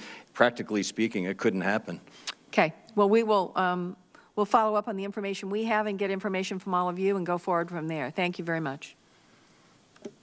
Thank you, Senator Casco. I'm going to ask my questions now, and we'll have another round as well. And I know Senator Hassan has agreed to stick around. I appreciate that. And we have another colleague who's joined us. First of all, I think we need to back up and talk about what this hearing is all about, and that is it helpful, and Mr. Perez, I expect your answer on this, but all of you, is it helpful to have advanced electronic data to be able to identify these packages that have this poison in them, which is what we're focused on today, which is synthetic opiates that are coming into our country, killing more and more of our citizens every day. Do you want to have that advanced electronic data, and is that helpful for you to be able to stop some of this poison from coming into our communities? Yes or no? Unquestionably, Mr. Chairman, having the advanced electronic data as we do receive for all of the types of cargoes is a key tool in our ability to manage and assess risk, to focus and target those threats that may warrant a greater inspection, potential threats that may warrant greater inspection, cargoes, people, conveyances of all types. And so unquestionably, having that data and working toward getting that advanced data and making sure that it is of high quality and reliable for us to do that work is a high priority, and the reason why we're working so closely with our colleagues to get to that point. Otherwise, it's like the needle in the haystack I talked about earlier. And, you know, I meet with your folks back home, and they use the exact word you just used. This is a tool we desperately need, and otherwise we're just not effective at stopping this stuff. And it's other contraband as well, but we're focused here on a crisis. And, you know, I appreciate the State Department perspective on diplomacy and trying to work with other countries, and I really appreciate you, Mr. Tommy, saying that you think the STOP Act is on the right track. But this notion that other countries are working on their own timetables and, you know, some countries don't have electricity. China has electricity, and we know where this stuff is coming from. Some of it's coming from India as well. They have electricity, too. And this notion, I will say, and Mr. Cintron, I understand your concern about having to apply this to all countries, and you noted in your comments you'd prefer it to be targeted to countries that are known to be sending us this poison. Let me just follow up on that a little bit. Senator Carper and I talked about this yesterday. We're working also on this issue of countries that circumvent our trade laws because they have a tariff attached to them because of a dumping order, let's say, and they just simply ship the product to another country. Why wouldn't that happen here? I mean, if you said we're only going to target, you know, a couple countries where we know there are countries of interest, why wouldn't they just ship it through another country, say Vietnam or Malaysia or Indonesia, and still have these poisons come into our country? Can you answer that question? Yeah, I mean, the best, you know, what I would say is this, you know, our focus, our strategy, as I spoke, is to prioritize the list, right? So take a look at it, make a risk assessment, and target those particular countries. Certainly, I think as we work, you know, certainly the inspection service, working in collaboration with the other law enforcement agencies, I think is probably the other key, right? So as you collaborate, we share information. If those events occur, I think we refocus and do that. I guess our point is there's a starting point, right? And our piece was around where's the highest risk, where do we see the highest volume, and how do we go, to your point, on capacities?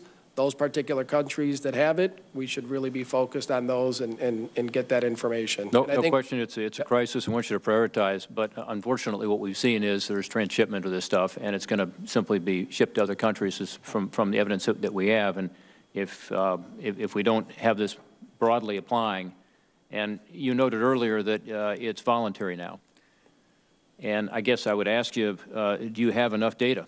And your answer is going to be no, because you'd like more advanced electronic data from these other foreign posts. So again, what our legislation says is, you know, it's time to follow up on what Congress passed 15 years ago, which was asking the then Cabinet Secretary in charge, now Homeland Security, and the Postal Service and the Commissioner to come up with a plan. And Norm said he testified 20 years ago. Even before that, I assume that was in the context of preparing for the 2002 Trade Act. So I would just make the point broadly that we do have a crisis. We've all acknowledged that, and this is not business as usual. And if other countries are working on their own timetable, that doesn't work. That dog don't hunt, because it's an epidemic. And you noted, Mr. Tommy, which I thought was interesting, that advanced electronic data is in their interest too. And there's a consensus now, you said, among countries around the world that they need to provide it. Well, let's get moving on it. Another question I would have is for Mr. Perez. You talked about canines. I just have to ask you this question because I asked the same question of one of your colleagues at a roundtable discussion at this very spot about a year ago, and I was told that sniffing dogs don't work because the dogs could die from sniffing a package or a letter with fentanyl in it. What's the situation with regard to monitoring generally and screening? Many of us support, I'm on legislation to provide more funding for more inspection, but specifically with regard to canines, does that work or is it too dangerous? Thank you, Mr. Chairman. On the canine front, we're currently in a test phase to train the canines for the specific odor.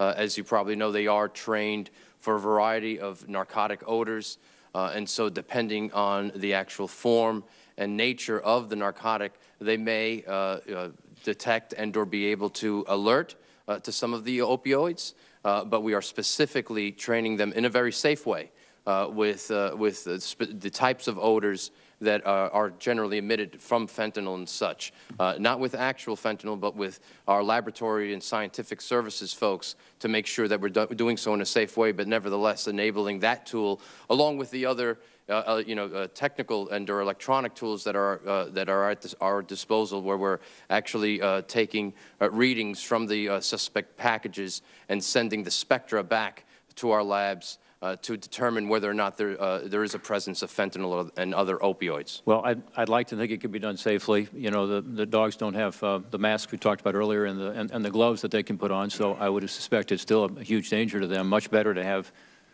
targeted packages where you have reason to suspect a package by having this advanced electronic data. I assume you would agree with that. Absolutely, Mr. Chairman. Yeah, Ms. Whitcomb, you talked something about the pilot program, about the lack of coordination between the Postal Service and CPB and the need for a memorandum of understanding and a written agreement, you said, is necessary. You said you had 11 recommendations, 6 of which are still outstanding. You said we ought to expand this pilot quickly. Have you looked at our legislation? Do you think our legislation, the STOP Act, would help to expand that pilot quickly? We did look at the legislation. We didn't do a detailed analysis of the impact of the legislation on the Postal Service. We're supportive of the general idea in the legislation about increasing the amounts of advanced electronic data. However, the impact of that on the Postal Service is something that we haven't done a detailed analysis of. We do believe that, as we said in our statement, that additional data would be really helpful, and I think the pilot is moving that direction as well. Well, again, that's what the STOP Act is about, is making that mandatory and moving away from just making it a pilot, but making it a requirement. And Mr. Schenck, just quickly for you, and then I'll turn to my colleagues. You talked about having testified in 2000 on this 17 years ago, and the fact that you get your data to the CPB sometimes 36 hours in advance. 36 hours in advance gives them time to be able to respond to it. Tell us how you do that. I mean, how do you do what the Post Office has not been able to do over the last 15 years since the Trade Act? Thank you, Chairman. It really starts with the collection of the data, and it depends on the size of the customer, but the bottom line is, for the large multinationals, we have software and direct interfaces with them, but even in the individuals that walk into one of our UPS stores, it can be input. So we get the information into the system immediately. As soon as the package is picked up, that's what actually is the indicator, and every 15 minutes, our system automatically transmits to CBP so that we can get the information to them as early as possible. And that was part of the collaborative effort that, I think from the business side, we have a shared responsibility to do that. And then depending on what's going on with the shipments, they communicate back with what's going on. But the principle and foundation of what we do for CBP is, let's get the data, and let's get it to you as soon as possible so that you can begin it. Now, there's a couple of transmissions that gets a little technical, but it's a very, I think, good process. But as soon as when the package is picked up, the data goes, and the law enforcement folks, the 47 agencies we talked about, have access to it. Senator Hassan. Chairman, can I clarify? Yeah, I want to get to Senator Hassan. Okay. She's been very patient. If you don't mind, we'll do a second round, and I'll have the opportunity to speak with you as much as you'd like. Senator Hassan. Thank you, Senator Portman and Ranking Member Carper, for allowing me to participate in this subcommittee and for your leadership on the STOP Act. I do want to just take a minute also to echo Senator Carper's reminder that while we are focused today on the supply of illicit drugs, and especially the precursors to these synthetics like fentanyl and carfentanil, that we have to continue to also focus on the demand side here at home, which is why Medicaid expansion and continuing work to make sure people can get treatment, and we're working on prevention as well, is so important. As you all probably know, New Hampshire is one of the states that has been hit hardest by the opioid epidemic. Last year, 70% of our overdose deaths involved fentanyl. 80% so far this year involve fentanyl. We're seeing acetylfentanyl, so an analog of fentanyl, and just in the last 6 weeks or so, we've seen now 6 deaths from carfentanil. So to echo what my colleagues are saying, everywhere we go, we are talking to people from all walks of life whose lives have been taken or ruined or impacted, and it's a drain on not only our lives and our communities, but our economy as well. I wanted to focus just a minute because in my last briefing with the DEA at home, they recounted to me in very graphic and vivid details how dangerous fentanyl and carfentanil is for our law enforcement and first responder personnel. And that obviously extends to people who may be handling these substances through the postal system. So we know you can overdose by touching this stuff with a bare finger or breathing it in.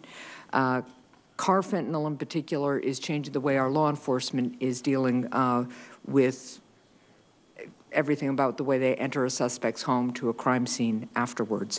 So we also know we don't want to put third parties like USPS personnel at risk. So let me just start, Mr. Cintron, with you. What has the Postal Service done to help address these risks to USPS employees? And how can we both protect our workers but make sure that law enforcement has the tools that they need to investigate and crack down on the supply of these synthetics? Yes, Senator. You know, the USPS has over 600,000 employees. Yeah. So from processing to delivering the mail, transporting the mail, all of our employees are involved in that supply chain of doing so. And on a regular basis, whether it's at international service centers or other processing centers around the country, delivery operations, we do a lot of training with our folks around hazardous type conditions. You know, we've seen tragedy in the past in this organization, so we're very well aware of effects of what that can do. Our focus really is to constantly and consistently train employees, and we do the same with our inspection service, which is does a lot with our processing facilities as well for oversight and investigating and addressing issues that we find in the mail. Okay. Thank you, and I'll ask Mr. Perez to comment. You discussed steps CBP has taken to protect its personnel, and I'd love it if you could expand and again talk about the balance here.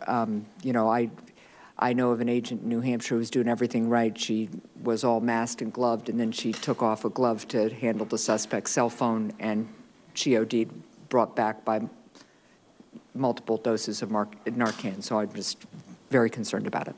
Well, thank goodness, Senator, and thank you. Beginning in 2015, in fact, we began a very comprehensive training and instruction that was deployed to all our frontline officers and agents, the people who would typically potentially come in contact with these substances, that went into great depth on the proper handling, the PPE that they need to don and wear, if and when they encounter a parcel of any type, or a person for that matter, that may be carrying a vehicle as well, where they believe the presence of these dangerous opioids may be. So in addition to that, we began our naloxone program as well. So we have those countermeasures deployed in over 34 locations now over the past 2 years. Those locations include all the busiest express consignment facilities, all the busiest international mail facilities, and the locations along the southwest border where we see the most trafficking in these types of opioids. The last point I'll make, in addition to all that, is that we've also deployed over 600 doses of Narcan, in addition to the naloxone, throughout the country.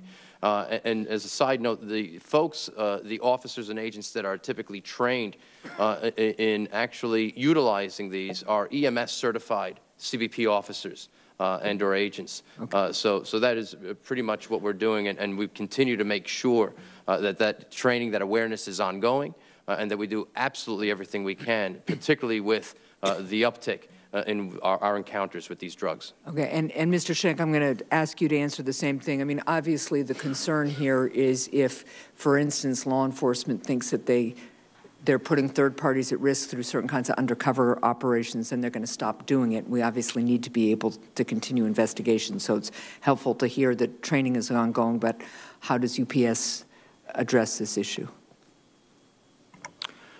I'll be honest with you, I really don't know the answer, but I'll get back to you on that. Yeah, no, you know, now there used to be certain kinds of undercover operations that, you know, I think law enforcement is taking a look at because of the risk to people handling a package that they may not know has an illicit and deadly substance. So it would be great if you'd look at it. The one other thing I wanted to ask Mr. Tommy, you discussed in your testimony that fentanyl and other synthetics are bought online, and we know bought both on the open web and the dark web. So what efforts are being made internationally to crack down on illegal purchases of these synthetic drugs and the precursor chemicals that are used in them? I know a lot of what we're doing here, but what's happening internationally? The State Department's engaged in extensive negotiations with countries that we feel are sources for these kind of things. I can't give you a comprehensive answer across the board, but I did talk with our Bureau of Narcotics and Law Enforcement, and they did give me some information on what's happened with China, which is of great concern and has been brought up, so I could share that with you.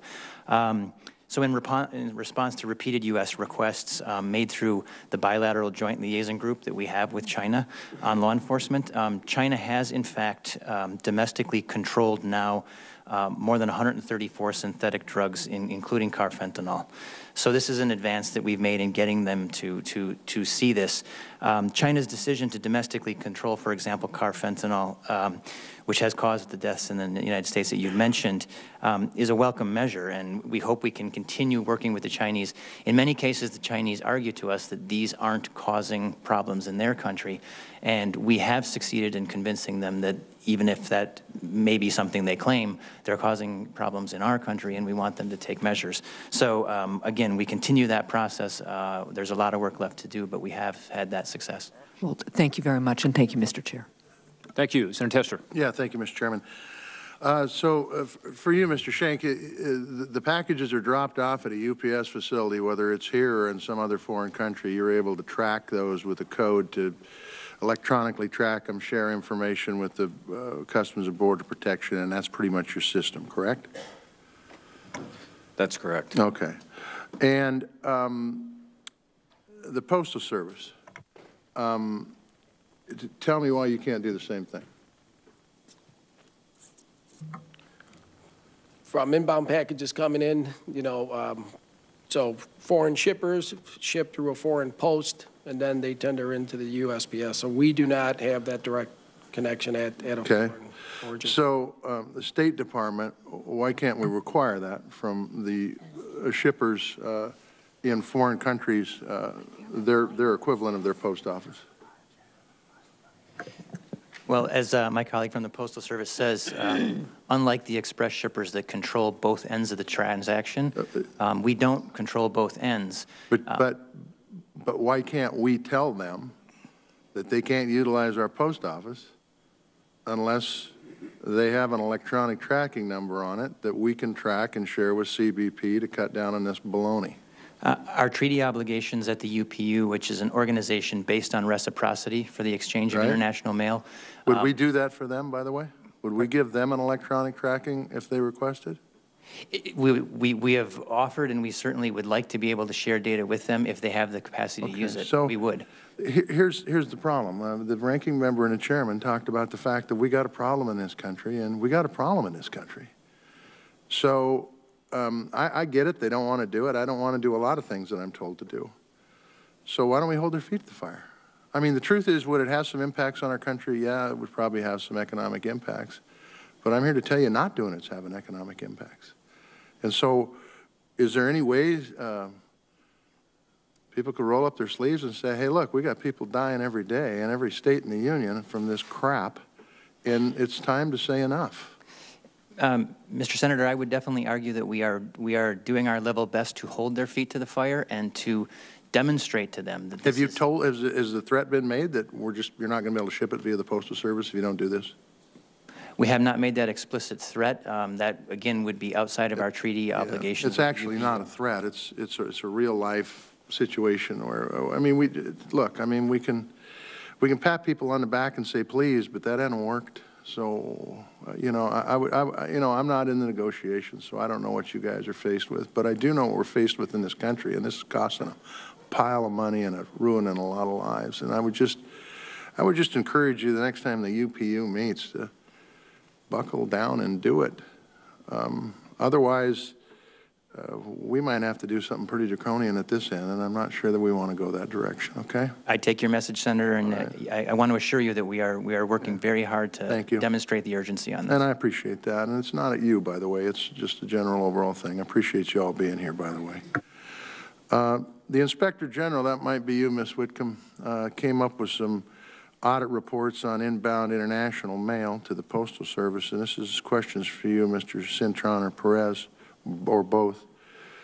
There were 11 recommendations. 5 of those have been closed, If my math's correct, 6 are still open. One of the recommendations was that the Postal Service establish an MOU with the CBP to better clarify inspection requirements and packages and sit down to establish that process. Why aren't we doing this? Yep, earlier today we did speak. My colleague, Mr. Perez, indicated that within the next 3 weeks we will have the MOU that's sitting up right now at Customs Border Protection. It'll be tendered back to the Postal Service collectively in collaboration. We will then get that hammered out and get it in place as soon as possible. Okay. Just to reiterate for the record, you know, we haven't waited for the MOU. A lot of these things we work collectively with, collaboratively with Good. Customs locally to get these things in place. Appreciate that. You agree with that assessment, Mr. Perez? In fact, Senator, yes. I mentioned earlier the timeline of getting that delivered, and that it is, in effect, codifying, if you will, many of the best practices and procedures that are already in place in the international mail facilities around the country. So, if I might, Mr. Chairman, could you, when you get that MOU signed 3 weeks from now, would you rifle a copy off to the leadership of this committee so we know it's done? We can provide it. Okay. Okay. Absolutely. Thank you. One more thing, and this goes to Mr. Cintron, Perez, or Whitcomb, whoever would like to respond, if not all of you, and that is there legislation that is required in order for you to take swifter or stricter actions to prevent these poisons from coming into this country, or do you think you have the ability to do it with what's on the books now? Anybody can go. Mr. Cintron? Yeah, could you repeat one more time? I'm sorry. The question is do you require further legislation to be able to take swifter and stricter action to prevent these poisons from coming into the country? Or do you have enough latitude with the rules that are on the books now? Yeah, is there legislation that's needed for you to be able to stop these drugs from coming in is the question? Yeah. Or do you have the latitude to do it today? I would I'd defer to the State Department, maybe or Customs to maybe answer. Mr. Perez? Yes, Senator, we're very comfortable with our authorities. Good. Nevertheless, again, just would continue to emphasize the unquestionable need to further the efforts to get the advanced information. All right. Ms. Whitcomb, do you have anything you'd like to add?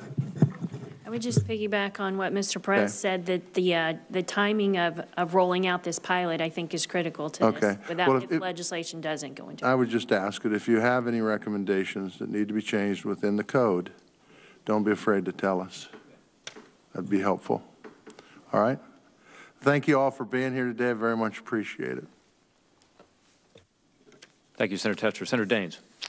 Thank you, Mr. Chairman. Mr. Chairman, I want to thank you for your personal leadership on this issue. The people of Ohio and the people of this country would have been very proud what I saw 6 weeks ago. I was with the chairman in Beijing.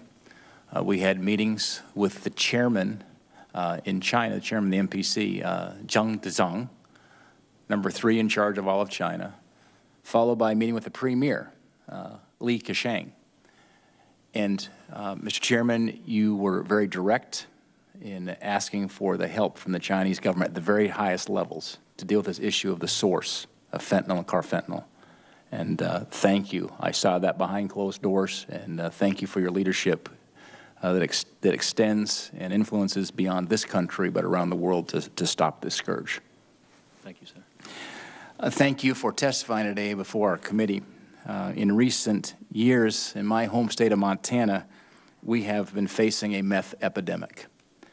I realize it's something that started with the opioids and meth, kind of in the Northeast, working its way across the country. It is in Big Sky country as we speak. Largely, the import of meth is coming from Mexico. It's gripped my state, and it is showing the somber and sad signs of the drug's widespread presence. In fact, in December of 2016, the Montana Department of Justice issued a report that there were 14 children that died in our foster care system.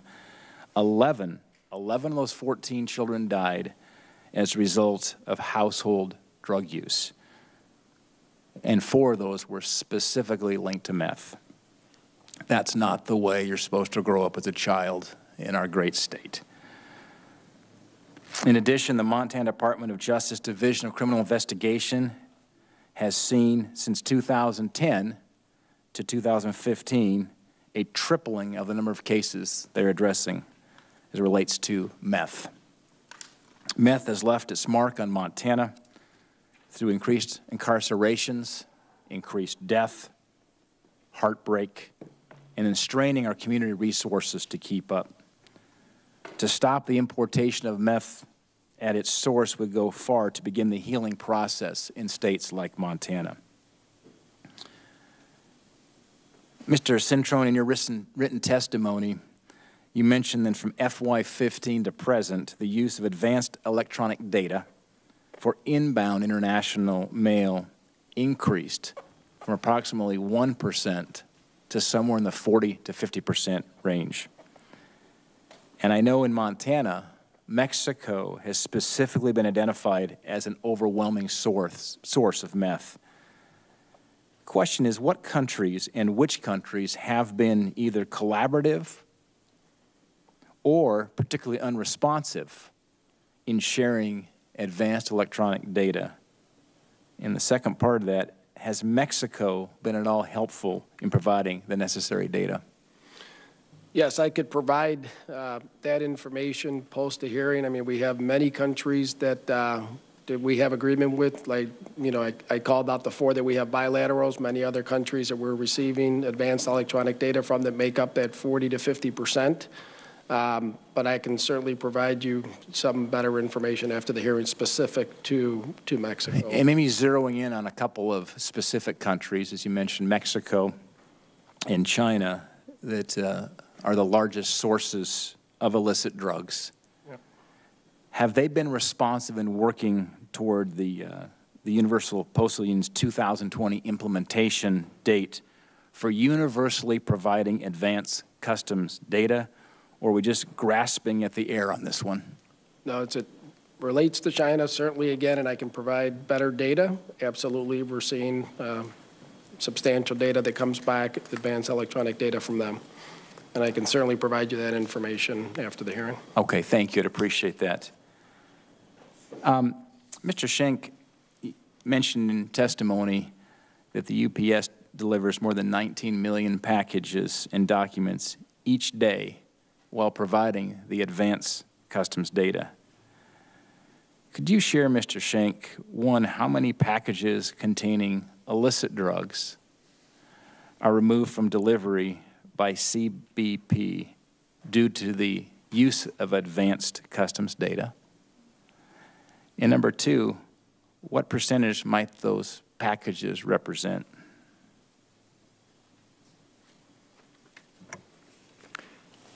Thank you, Senator, for that.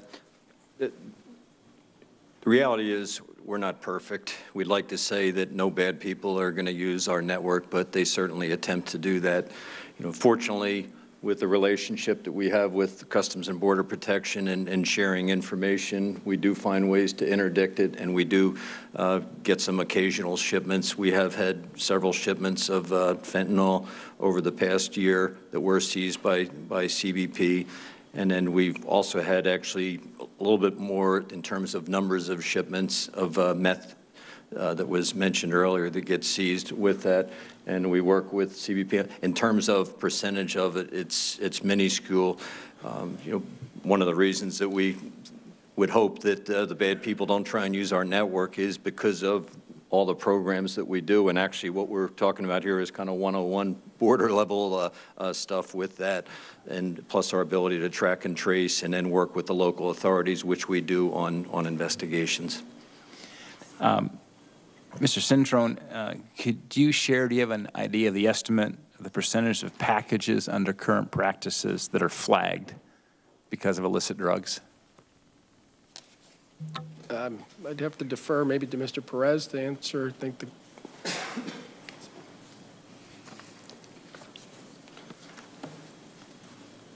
I can provide you the data after the session. It's a very small percentage, but we can certainly provide that information after the hearing. And small is, I guess, less than 1%, less than 5%. Any sense of how small is small? Don't have that exact, okay. But I will provide. Okay, thank you. Let me just close by saying I do believe the most effective way to end the meth crisis in a state like Montana and allow this healing process to begin is going to be by cutting off meth at its source. Yes, we've got to work on our demand issues, but we can work together here on source. We'll need the collaboration between the USPS, CBP, and our foreign post stakeholders. And if our foreign post stakeholders decide not to cooperate, I do think we need to take stronger action and do put America first in this equation. Thank you, Mr. Chairman. Thank you, Mr. Daines. Senator Heitkamp. Thank you so much, Mr. Chairman, for taking on this issue. It's critically important. I remember a conversation we had last Congress. DEA was in the room, and when I suggested that they may want to use drug dogs to detect fentanyl packages, the DEA told me that would not be wise, given that if they actually could smell it, they would die. The dogs would die. So we're dealing with an incredibly dangerous material. And this is moving through the Postal Service, and every postal worker who touches a package is at risk. And so I think this isn't just about, for the Postal Service, it's not just about, processing and getting things through, but it really is an issue of care for your employees. And so I just wanted to raise that. Ms. Whitcomb, we noted in your testimony that the Postal Service OIG report, your audit work, found that the Postal Service had the ability to request advanced custom data under several bilateral agreements, but opted not to do that in certain circumstances. Why did the Postal Service make that determination, and what would you recommend in response? Yes, I think most of the bilaterals that did not have these requirements in them were older bilateral agreements. More recently, the negotiations on bilaterals have included this requirement. So I believe it's more of a timing issue and a recognizing of the importance of this, and over time, I think it has improved over time, I should say. But some of the ones that we had reviewed that did not have this requirement were older bilateral agreements. And Mr. Cintron may know a little bit more about the direction the Postal Service is taking to include this more consistently in the bilateral agreements than I do at this point. Yes, all new, Senator, all new bilateral agreements require advanced electronic data. Okay. And this is for anyone on the panel. It appears that one of the arguments being made regarding the Postal Service being unable to utilize a system similar to the system that has been outlined by private shippers and carriers is a cost issue.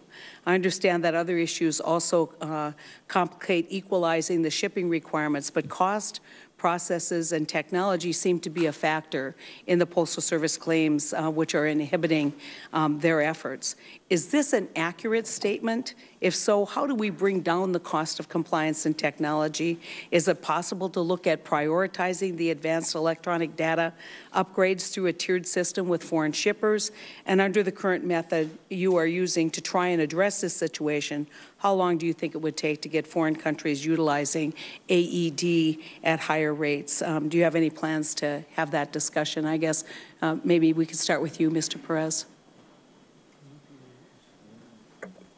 Through the pilot program that we have, Senator, with the U.S. Postal Service, we're currently getting advanced electronic data from several different countries. Specifically, the pilot in JFK has to do with both China and France, and so we're going to continue to focus on that and work alongside our Postal Service partners to see what else we can do to make sure that we're being able to not only utilize and get that advanced electronic data, but then focus our efforts to expand not only the volume that we're able to apply, but again, the quality itself, so that we can make better and more informed decisions on where it is we need to focus our efforts.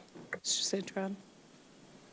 Yes, I guess, and I certainly wanted to, and I can clarify more on the point earlier, is that for us, with the AED and the pilot in JFK, certainly one of the things that we're going to be looking to do, expand that part of it to the other ISCs that we have, and certainly get better with the amount that we're generating that it is going to, and I can speak more about that later.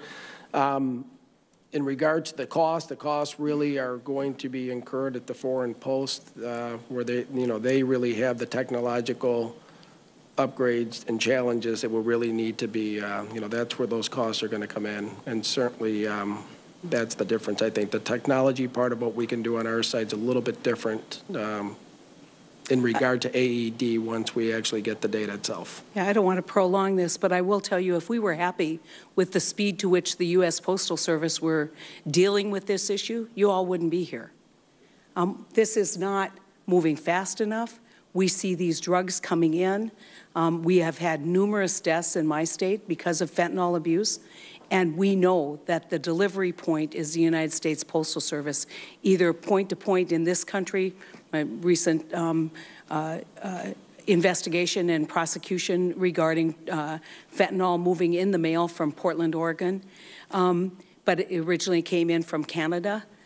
This is serious stuff, and it needs to be addressed, and we need to have a plan, it seems to me, with detailed timelines. And if resources are a problem, we need to know that.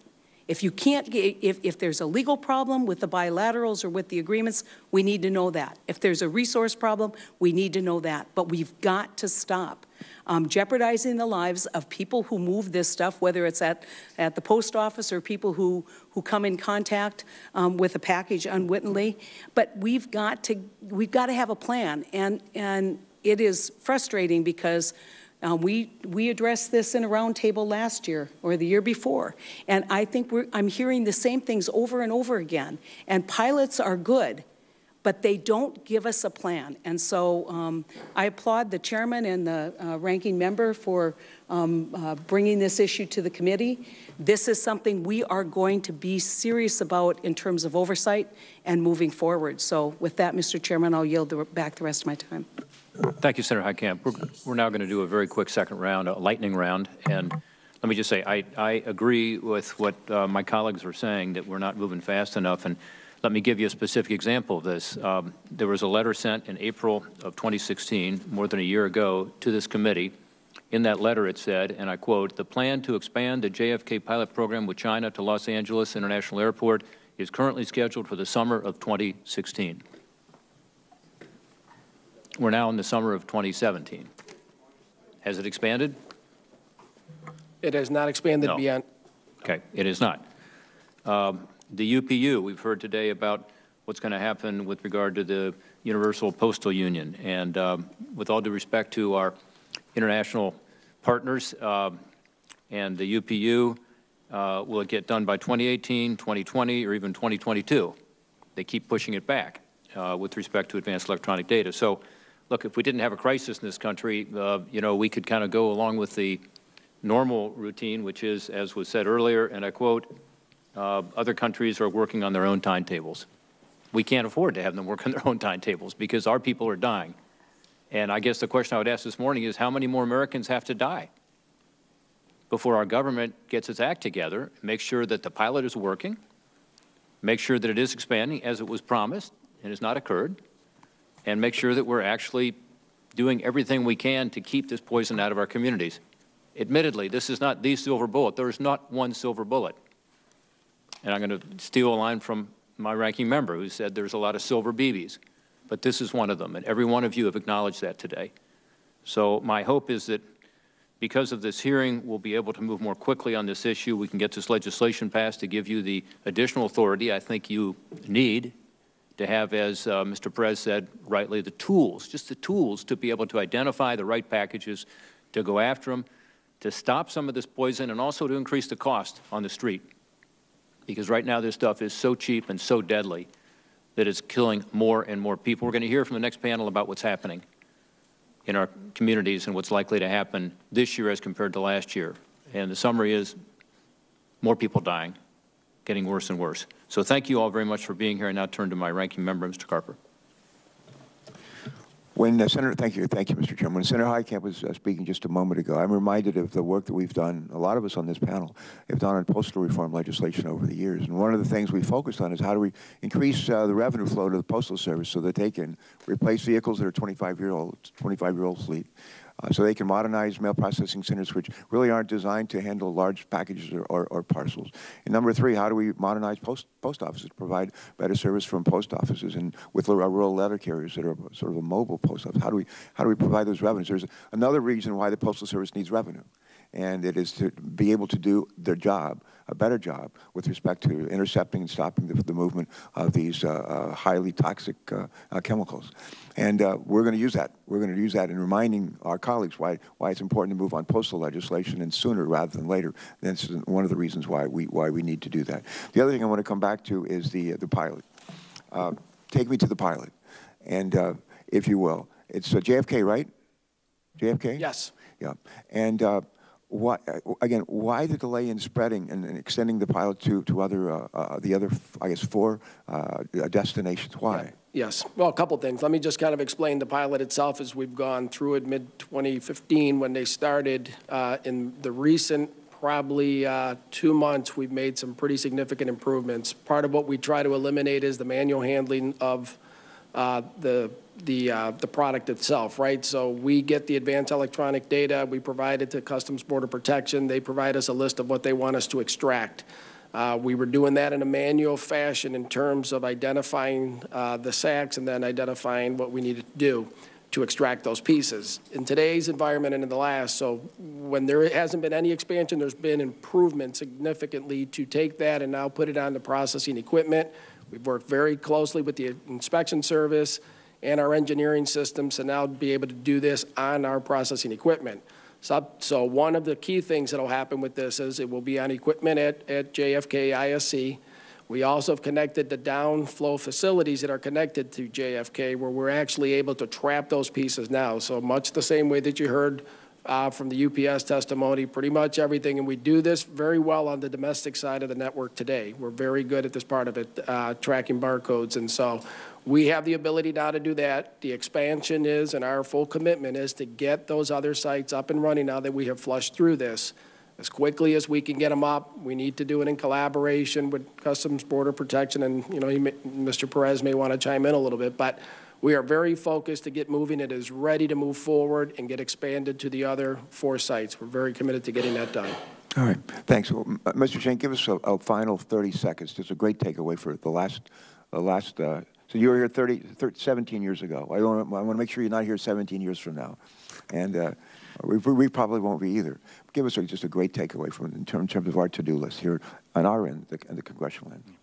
Well, I think, again, the key thing is passage of the STOP Act. And not only, will it help with the problem whole, we also think it'll actually help the postal operators in their negotiations with the UPU, that they'll have legislative language that says we have a mandate, we have to do it. And then the other thing is if there was a way to maybe increase the amount of information that's shared. I mean, we have a great working relationship with CBP, but there are limitations in terms of if we knew more about maybe who some of the bad people were, we could build that into our systems and we can shrink the haystack from both sides. It would be the 2 things. All right, that's great. Thank you. I'm going to be asking for the record if there's any amendments, any changes that should be made to the STOP Act. What is the rationale? What changes, if any, should be we consider, and sort of prioritize those for us. So that'll be a question for the record for each of you. If you could do it, that'd be great. Mr. Chairman, so far we're halfway home, and this has been a great first half. Thank you. Thank you. Senator Hassan. Well, let me just conclude by thanking our witnesses again and thank every one of you for what you are doing in your own way to try to push back on this epidemic, because each of you in your capacities are working on this issue. As I said, we've got to figure out how to do it more effectively and faster. Let me end with a story. Yesterday we had our weekly Buckeye coffee, and we have Ohioans come in, a couple hundred come in sometimes, as was the case yesterday. And 4 rural letter carriers were there. And they were there from the union to talk to me about postal issues. And they talked about the STOP Act and talked about the need for more resources per Senator Carper's efforts, and he's been a leader on this over the years. And then 2 of the 4 took me aside privately. 2 of the 4. This is 50% of your rural letter carriers who came to see me yesterday and said, you know what? I have a family member. One was a nephew, one was a son, who were addicts, recovering addicts now. In both cases, they had the opioid addiction. They're now in recovery. you know, in and out of recovery, which is not unusual. And they both said to me, you got to move forward with this. You got to continue your efforts. So I would just tell you, this is affecting everybody, including our families and our friends and our neighbors and every zip code, and including the rural letter carriers who came to talk to me about another topic but ended up focusing on a personal topic, which is their deep concern about this issue. Thank you all for being here, and appreciate continuing to work with you on this legislative initiative and stopping this poison from coming into our communities. Thank you.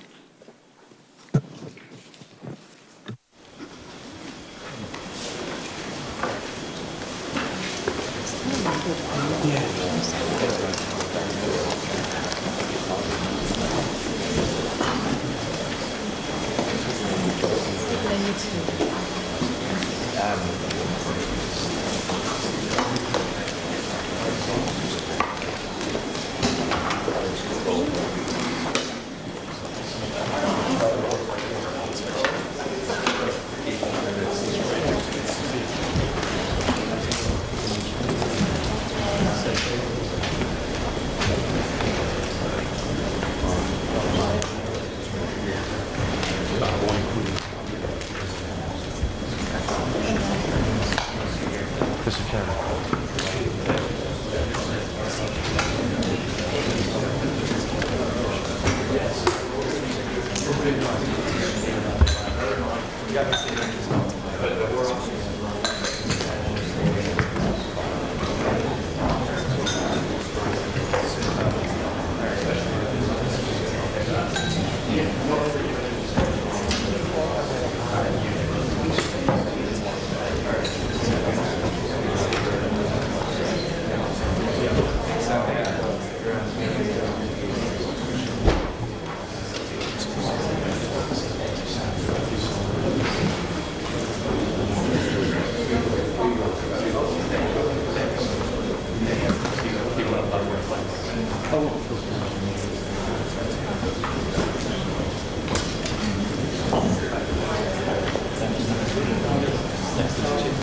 Get those other 6. All right, the second panel has now joined us. We are going to move quickly here through the introductions. Each of you deserve a 20-minute introduction, but I'm going to give you a shorter one today with the hopes that we can get to questions quickly. First is Michael Botticelli, Executive Director of the Grayken Center for Addiction Medicine at Boston Medical Center. As some of you know, Mr. Botticelli's been at this a long time and is a real expert. He actually was the drug czar. He was head of the Office of National Drug Control Policy until just a few months ago. So we're delighted to have you here, Mr. Botticelli. Second, we have Chief Thomas Sinan. He's police chief for the city of Newtown in Hamilton County, Ohio. He's also been very involved in the Hamilton County Heroin Coalition Task Force. He is chair of the law enforcement sector of that task force, and everywhere in Southwest Ohio, people look to him for his advice on this, and he's going to be able to talk to us a little about what's happening on the street. We have Dr. Thomas Gilson, who is the medical examiner of Cuyahoga County. Previously, he was chief medical examiner for the state of Rhode Island. He's got a lot of experience. I told him today he provides us the best information because every month he gives us the data on what's happening in Cuyahoga County, broken down by area of the county, rural, suburban, inner city, ethnicity, age, and it's very helpful data. Bottom line is it affects everybody, knows no zip code. Dr. Terry Horton is also here with us. He's the chief of the Division of Addiction Medicine at Christiana Care Health Services in Wilmington, Delaware. Previously, Dr. Horton served as medical director and vice president of the Phoenix House Foundation in New York, well known. Most recently, he helped develop and launch the Opioid Withdrawal Pathway, a program designed to help screen, identify, and treat opioid-addicted patients who are admitted to the hospital. He also founded Project Engage and has been very involved in Delaware as the chair of the Drug Overdose Fatality Review Commission. I really appreciate all 4 of you being here today as experts, and we now ask you to stand so we can swear you in quickly. It's a custom of the subcommittee to swear no witnesses. I ask you to raise your right hand, repeat after me.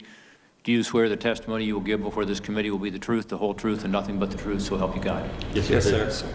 Thank you, gentlemen. Please be seated. Mr. Chairman?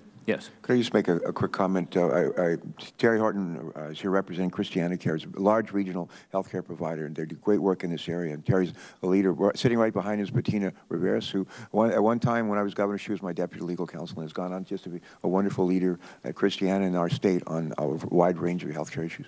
And I think there's a young guy back there named Sebastian that we all rode down on the train together. Sebastian's 15 years old. He's Terry's son, and we welcome him as well. We'll be watching carefully to see if Sebastian's lips are moving when his father speaks. Yeah. Yeah. Well, thank you. And I'm sure you attribute all of your success in life since then to Governor, now Senator Carper.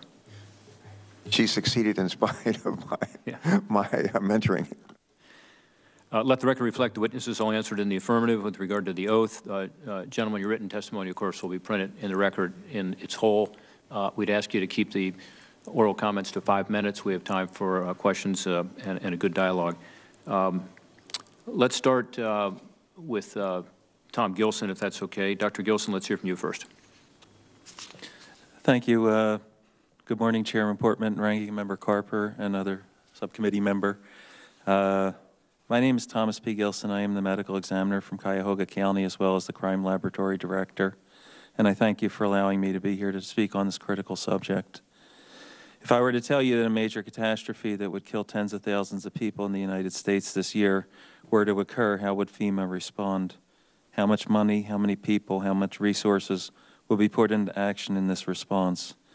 If this catastrophe was allowed to happen again with even more fatalities, how many more hearings would be called to determine what went wrong in the response? The opiate crisis should be thought of as a slow-moving mass fatality event that occurred last year, is occurring again this year, and will continue to occur next year.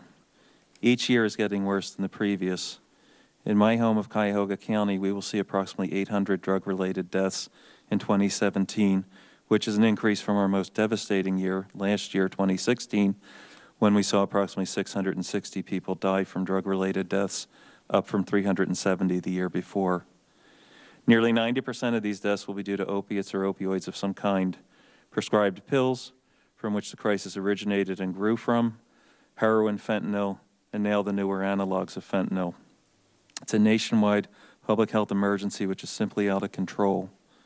Ohio is one of the hardest hit states, but Appalachia, the Middle Atlantic states, and the New England states are also particularly hard hit. In the fall of 2011, my office alerted our county executive to an alarming trend in the rise of heroin-associated deaths. In the subsequent months and now years, we partnered with our county sheriff, Cleveland Police Department, U.S. Attorney's Office, county prosecutor, Addiction and Mental Health Services Board, and our Board of Health to launch a community initiative, which I'm proud to say has attempted to combat this public health crisis. Partners were quickly added from the major medical institutions, including the Cleveland Clinic, Case Western Reserve University Hospitals, and our County Hospital Metro Health Medical Center, as well as the Free Clinic, a free public health service provider, and set in motion some important pieces of response. We have drug drop-off boxes now to take back overprescribed prescription pain medication in over 50 police departments. Our naloxone distribution program is run out of the county hospital as well as the Free Clinic and the Board of Health. We also issue warning letters to released inmates who are at greater risk of overdose due to their abstinence while incarcerated, as well as patients leaving treatment centers. These folks are at risk because of decreased tolerance. The creation also of our Heroin Death Review Committee allowed us to look at data from the overdose fatalities in an attempt to plan intervention strategies. We also hosted a heroin summit at the Cleveland Clinic. Cleveland Clinic hosted the summit in November 2013. Law enforcement has also created specialized task forces that work with our medical investigators, scene investigation to begin investigations earlier in our regional forensic laboratory, provides highly accredited, timely, and efficient scientific testing. Prosecutors at the county and federal level are now levying much stiffer charges against targeting dealers. All of this work continues to implement a community-wide, community-based strategy that was the result of the Cleveland Clinic Summit. When a heroin overdose occurs, individuals typically fall asleep and breathe more slowly and shallowly until at last they stop altogether. During this progression, the dying sequence can be relieved by the heroin antidote naloxone, which was made more readily available in Ohio and is an immediate first step in saving lives and should be applauded. Cuyahoga County and the Metro Health Medical Center partnered in 2013 to distribute naloxone by prescription, as was then allowed by law, and we have currently documented over 1,000 reversals with naloxone. Police departments in a pilot program started in 2014, but ramped up in earnest last year, have documented another 300 reversals. These 1,300 individuals did not have to make a final trip to my office. The introduction of fentanyl and even more potent analogs like carfentanil, which is initially seen in Akron and then subsequently in our jurisdiction, is a large animal tranquilizer, has diminished the efficacy of naloxone. Several doses may now be required, and the time window for administration is greatly shortened. This is a fundamental reason for the catastrophic mortality rise in 2016. Research conducted at the medical examiner's office in my county, in collaboration with medical, law enforcement, and forensic partners, indicates that nearly 600 people died of heroin overdoses between 2012 and 2014. Some promising intervention points should be considered. At least 72% of all of these overdoses had been prescribed a controlled substance within 2 years of their death, and over 50% for opioids. Several of these people were doctor shopping, and with the mandatory implementation of a prescription drug monitoring program, ORS in our state, we are now moving in a positive direction to reduce this as an entryway, ideally for people to go into the illicit drug market. A final example of how the valuable information can be gleaned from death certificate and death review data is the fact that many of the individuals who came to my office had been in contact with the legal system and or drug and alcohol treatment programs. There's a tremendous need for education, and these opportunities are needed to maximize us for messaging, but it's naive to think that education and messaging would be effective if we don't adequately address the need for treatment options once the message has been delivered. People can recover from drug addiction with adequate support. While data and information are critical in helping to determine effective strategies, it has been particularly inspiring to see the sense of community in Cuyahoga County that has brought treatment, prevention, law enforcement, prosecution, and medical examiners like myself together for a single purpose, which is to save lives. At the same time, however, our local resources have been stretched to the point of exhaustion. The death investigation system and the local forensic laboratories are facing double-digit caseload increases annually, personnel shortages, equipment problems, and increasingly complex processes to support the fight, especially now with the fentanyl analogs entering our country. While we've interacted successfully with federal partners, it's clear that the supply and delivery of the drugs to our communities continues nearly unabated, and treatment options, as I mentioned, are severely limited. Our communities added millions of dollars to this effort in the past several years. Our estimates are that there are enough people in my county to fill our football stadium every year, and that approximately a sufficient number of people to fill our basketball arena transition over from the use of prescription opioids to heroin and fentanyl. That used to be largely a Caucasian majority of upwards of 85% of victims. However, this is changing now, and it seems almost with purposeful intent. Cocaine is now being mixed into the fentanyl distribution and the analogs of fentanyl in an effort to introduce these drugs into the African American community. Cocaine had been the only drug that victims in our community were predominantly African American. That has changed since the introduction of cocaine into that supply distribution. And it is also of note that we have a rising percentage of African American deaths in our drug overdose crisis. The strategies to combat this crisis are not a matter of innovative creation, but of sheer will, cooperation, and adequate resources. The will and cooperation I feel I see already in my county, but the resources at a local level are depleted and overwhelmed. Treatment beds need to be opened and adequately funded. Our county executive, in cooperation with our mayor and local alcohol and drug board, has created an additional funding for treatment. The IMD exclusion, which limits the number of treatment beds to 16 for a substance abuse treatment facility, needs to be lifted, and I salute the bill currently offered by you, Chairman Portman, as well as your Ohio colleague, Senator Brown, that will more than double the number of available beds. Interdiction agreements with China, Mexico, and Canada need to be strengthened, and delivery of these substances through the U.S. Postal Service and other delivery services needs to be squeezed off. I appreciate your co-sponsorship of Senate Bill 708 to this purpose. Further, there's a national crisis, and I'm sorry to go over time, but to add this, There's a national crisis in my field in death investigation. My field of specialty, forensic pathology, is in dire need. There are less than 500 board-certified full-time forensic pathologists practicing in the United States. Currently, on my professional organization's website, 28 offices are seeking to hire additional forensic pathologists. I have the privilege of heading the oldest training program, training forensic pathologists in the country. There are only 35 such programs, however, in existence, and they are not funded by Medicare, unlike any other medical training specialty. Our program graduates 1 or 2 doctors a year in a system that can only produce a few dozen pathologists annually. We rely on accurate data around mortality to define this crisis, and I think that it will serve as a significant measure of our success or failure, and that depends on competent death investigation. It's essential that additional support be given to these training programs as well as to doctors already practicing in the field. All of these actions are beyond the ability and authority of a local county like mine. We need your continued and renewed assistance, resources, and commitment to all phases of this fight: prevention, education, treatment, enforcement, and recovery. As I said, I'm sorry to go over time. It's a very important topic to me. I thank you for your time and consideration. I'd be happy to answer any questions, and we also provided a packet of information which summarizes even more. I could have talked longer. Thank you very much. Thank you, Dr. Gilson. Mr. Botticelli. Mr. Chair? Yes. Just because I have to leave, and I wish I could stay for all of you, but I just also wanted to thank Dr. Gilson, who was Deputy Chief Medical Examiner for the state of New Hampshire for some time. And thank you so much for your work, and thank you so much for your continued work.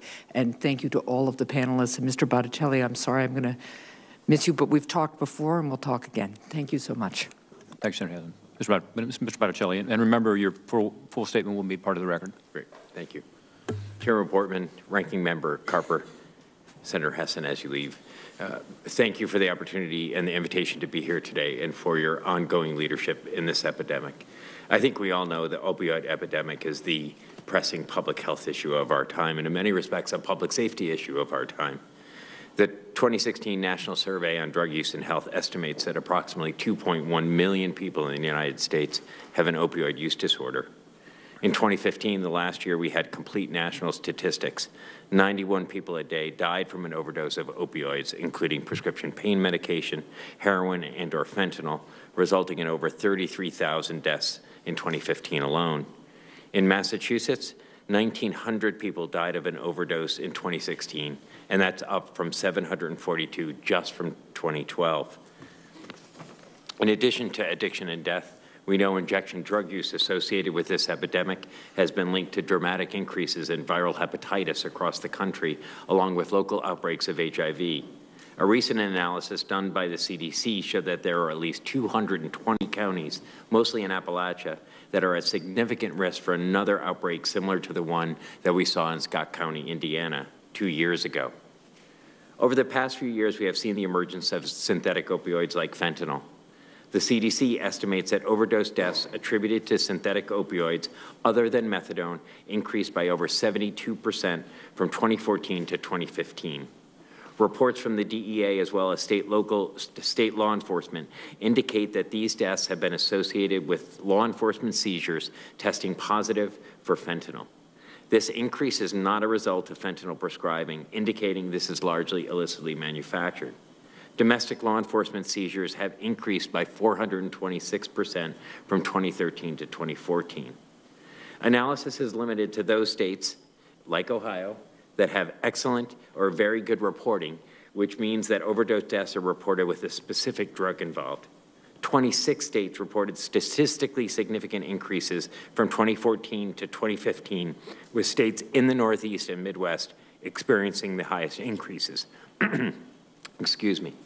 A recent analysis of overdose deaths in Massachusetts showed that deaths involving fentanyl rose from 32% in the 2013 to 2014 period to 72% in the first half of 2016. Fentanyl is often mixed with heroin and cocaine, or with or without the user's knowledge, usually without. As we have seen in some high-profile deaths, it is also can be disguised as prescription pain medication, and again, taken without the users knowing that it contains fentanyl. The supply, as we've discussed, appears to be largely illicitly manufactured in China, either directly shipped to the United States via both open and dark web sources, or shipped to Mexico where it gets mixed in with the U.S. before transporting it to the United States. I won't go into detail for lack of time, but I think you all know the administration's response to these efforts. And underpinning all of those efforts is ensuring people who need treatment have timely access to high-quality care, including medication-assisted treatment. The Affordable Care Act contributed to perhaps the greatest expansion of treatment by ensuring substance use disorder treatment was one of the 10 essential benefits that Medicaid expansion plans and marketplace plans had to cover. It also ensured that those benefits be offered on par with the Federal Mental Health Parity and Addiction Equities Act. Again, for lack of time, I won't go into detail, but I'm very proud of the accomplishments that we were able to make with Congress in terms of the passage of the Comprehensive Addiction Recovery Act, the CARA Act, rescinding the federal ban on the programmatic aspects of syringe service programs. We accomplished a lot in our time together here in Washington, but we still have a long way to go. So I'll focus the remainder of my remarks on what I think are recommendations as we look on how we deal with fentanyl. Continuing to enhance our intelligence and information gathering on the manufacturing and distribution of fentanyl is critical. And while I was very appreciative of the intelligence community's calls for better information, there are still many unanswered questions. I was very happy to hear that the DNI looked at synthetic opioids as a major threat. Quite honestly, I was very frustrated during my time at ONDCP that I didn't know we had fentanyl and things like carfentanil until we saw local outbreaks in the United States. Our intelligence community is too good for us to be caught unawares in terms of what's coming at us. Since fentanyl is much harder to detect and can present a hazard to state and federal and local law enforcement, we need to promote better ways to expand current drug testing technology and continue to develop detection capabilities. We need to continue to provide fact-based handling instructions to law enforcement, Border Patrol, and others who may come in contact with fentanyl. We need to continue our engagements with China and press them for additional action to schedule fentanyl analogs and to take down illicit manufacturers and shippers. There is also a significant amount of variability of standard testing of fentanyl with law enforcement, criminal justice system, coroners, and medical examiners and treatment programs. They need to incorporate fentanyl into their drug testing panels. With public health experts, we need to develop and distribute informational material on how users can minimize their overdose risks in areas where fentanyl might be present. We need to expand the use of naloxone by anyone who's in a position to witness or reverse an overdose. Because of the potency of fentanyl and what appears to be a pattern of drug users injecting alone, the period of time we have to reverse an overdose should be shortened. We also need the federal government to deploy rapid response teams to our communities like we do with other diseases so that communities have the investigatory tools that they can to examine some of these outbreaks and the causes behind it. We need to expand syringe service programs and others that engage active drug users to promote safer injecting, distribute naloxone, and minimize overdose risk. And most importantly, we need to preserve the coverage gains made through the Affordable Care Act, particularly Medicaid expansion and other federal grant programs. Even with these provisions, timely access to quality care remains an issue for many, particularly in rural communities. Thank you for your time, and I look forward to your questions. Yes, thank you. Thank you, Chairman and Senator Carper. First, I'd like to say I think this issue of addressing fentanyl is important.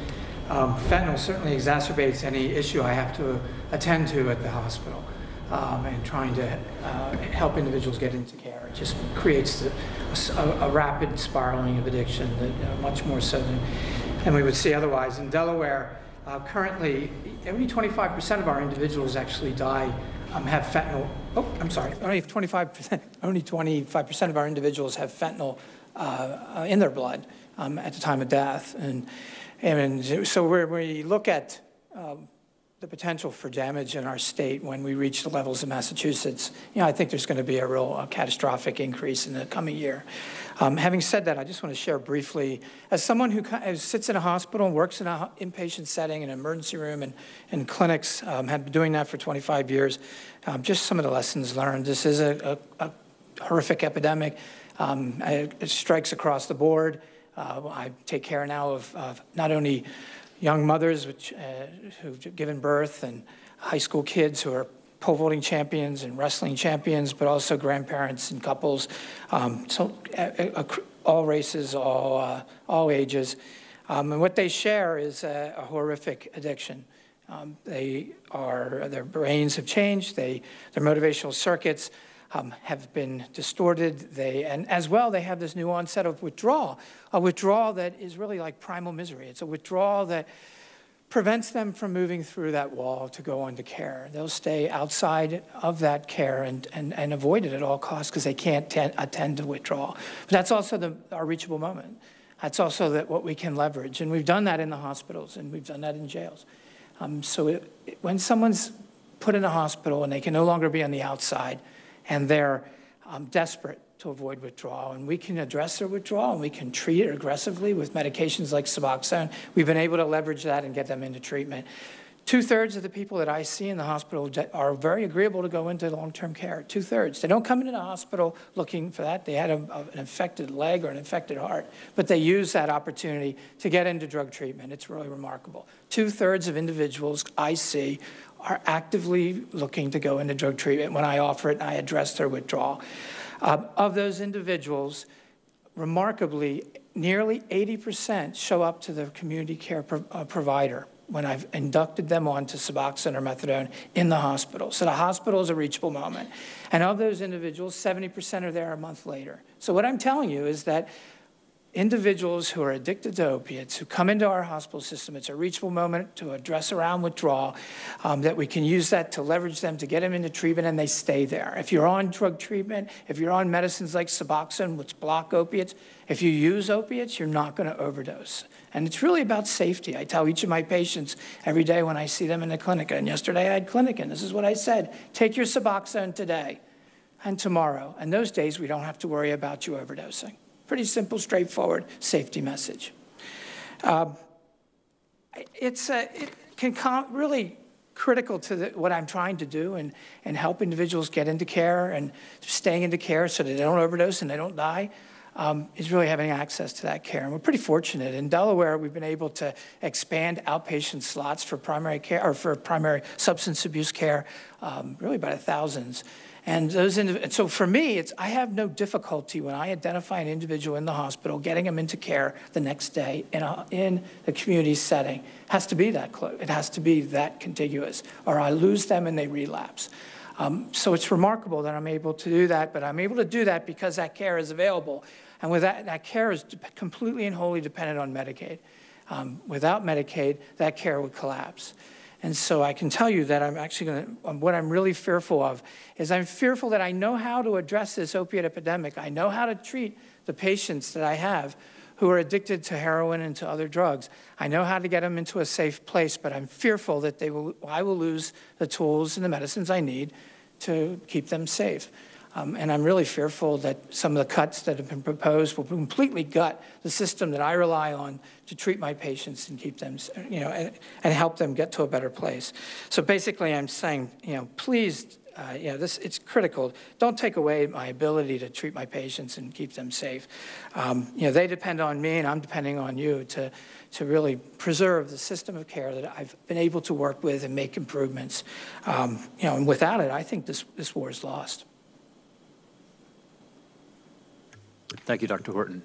Chief Synan. Thank you, Chairman Portman and Ranking Member Carper, along with the subcommittee, for giving me this opportunity to discuss this very important topic of how synthetic drugs such as fentanyl and carfentanil are destroying the lives of loved ones and our communities. In my 24 years of law enforcement, I've never seen a substance cause such damage and devastation with its death rates that have risen higher than levels than car accidents and homicides combined. I've witnessed the power of drugs in my small community, watching an entire family, from the mother to her 3 sons, wiped out. 3 brothers, an entire generation gone because of drugs. The last 2 brothers due to heroin. Events such as this led us to form the Hamilton County Heroin Coalition at a time when we were calling this epidemic with an average of 20 to 25 overdoses and 1 to 2 deaths a week, an epidemic. In July of 2016, I received a call from the Greater Cincinnati Fusion Center, a part of Homeland Security.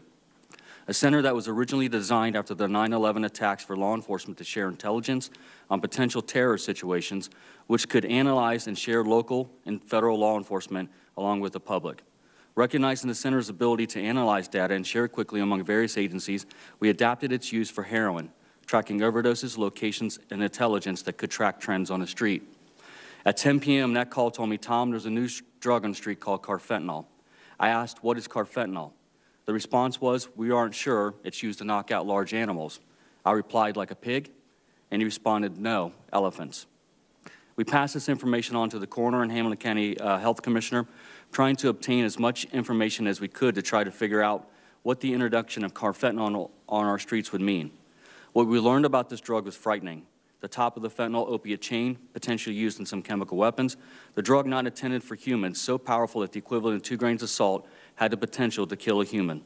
This drug, 10,000 times more powerful than heroin, was now on our streets, leading us to issue a public warning, so concerned not only for the user, but first responders, hospitals, treatment centers, and the public, all who could unknowingly be exposed to this extremely dangerous synthetic.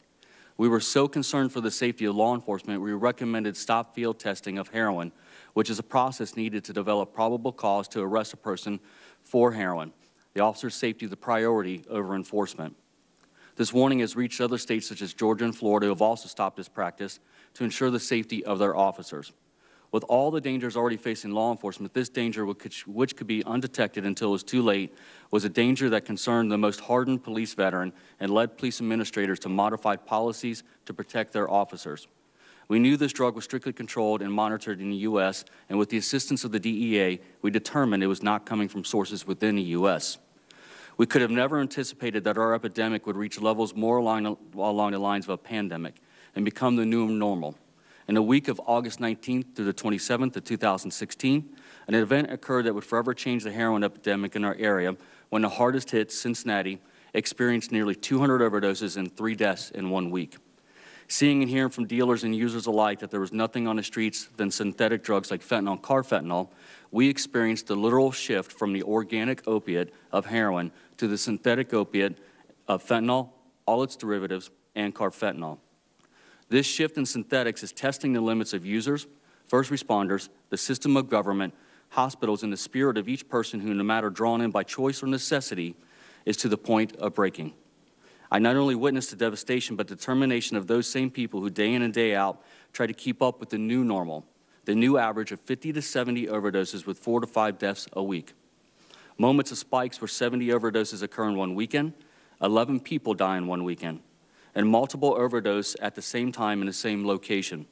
At times, overdoses reach nearly 40 in 1 day, stretching the resources of even large police and fire departments, such as Cincinnati, who in 1 district with 20 officers had 16 on overdoses and 4 on shootings, causing every officer to be unable to respond to other calls. In 2012, our area had 7 deaths that were fentanyl-related. In just 3 years, that number exploded to 238 in 2015. Heroic efforts made by many who initiated innovative programs such as quick response teams that tried to connect users to treatment, the coalition issuing Narcan to every first responder who in 19 months has used over 7,500 kits of Narcan. The sheer volume of numbers has led us to follow the mantra of the starfish parable, where a young boy was walking down the beach where thousands of starfish had washed up. The young boy would pick up a starfish, throw it in the sea, and go for the next one. An old man seeing this stopped the boy and said, "Young man, there's too many to make a difference. You can't save them all."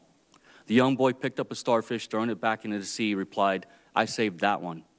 This description we follow is beautiful in its nobility and heartbreaking in its reality, describing where we are right now in this epidemic.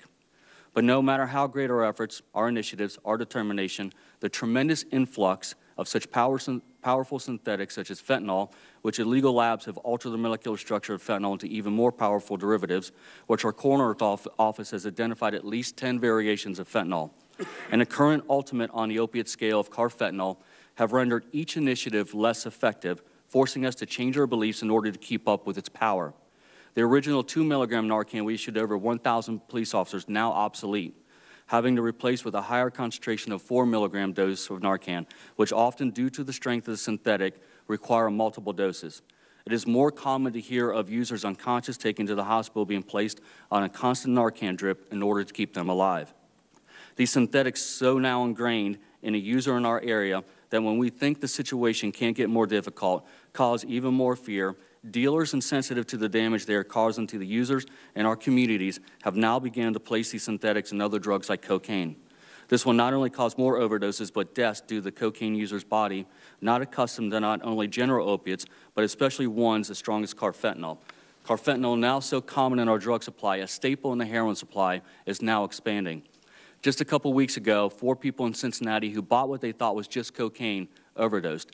2 died on the scene, 2 left in critical condition on Narcan drips due to that cocaine containing fentanyl and carfentanil. Since I submitted this report last week, another person at incident died. So 3 have died, 1 still hospitalized at my last check. That same week in my small community, a mother drove her 10-month-old baby into a driveway where she got out and collapsed. Neighbors called 911, brought the baby inside where the officers arrived, and the mother regained consciousness. She, believing she had only purchased heroin, it was found out that she actually had been given a mixture of cocaine, fentanyl, carfentanil. And since I submitted this report last week, myself and 2 officers stood over the body of a 26-year-old at that same location who died from a suspected fentanyl overdose. I commend this committee for taking the time to hear, investigate, and look into ways to help reduce these powerful synthetics from entering our country, drug supply, and our communities. I plead with this panel to do all I can to help us stop this poison from even getting into the country. Although this will not stop addiction or stop every supply, each intervention that prohibits these synthetics from reaching the streets means first responders can get relief from the overwhelming numbers, which has caused such stressors on them and our system that we have coined the term, working with the Ohio Attorney General's office, called first responder fatigue. Take this deadly ingredient from those who push these drugs on our streets so their potions become less powerful.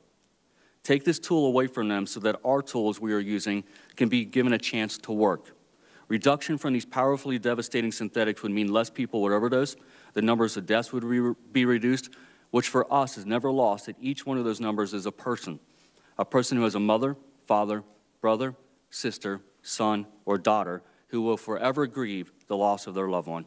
Thank you for allowing me to speak on this subject. I commend you for your compassion to want to help all of us in making the lives we serve better. Thank you.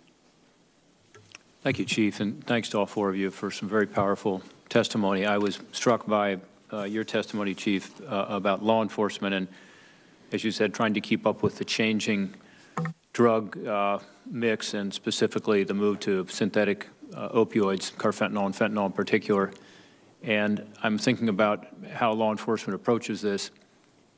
Now you have a situation where through the U.S. mail system, someone can, at their post office box that's designated, pick up fentanyl from China, use it as an individual, and there's no drug dealer for you to go after.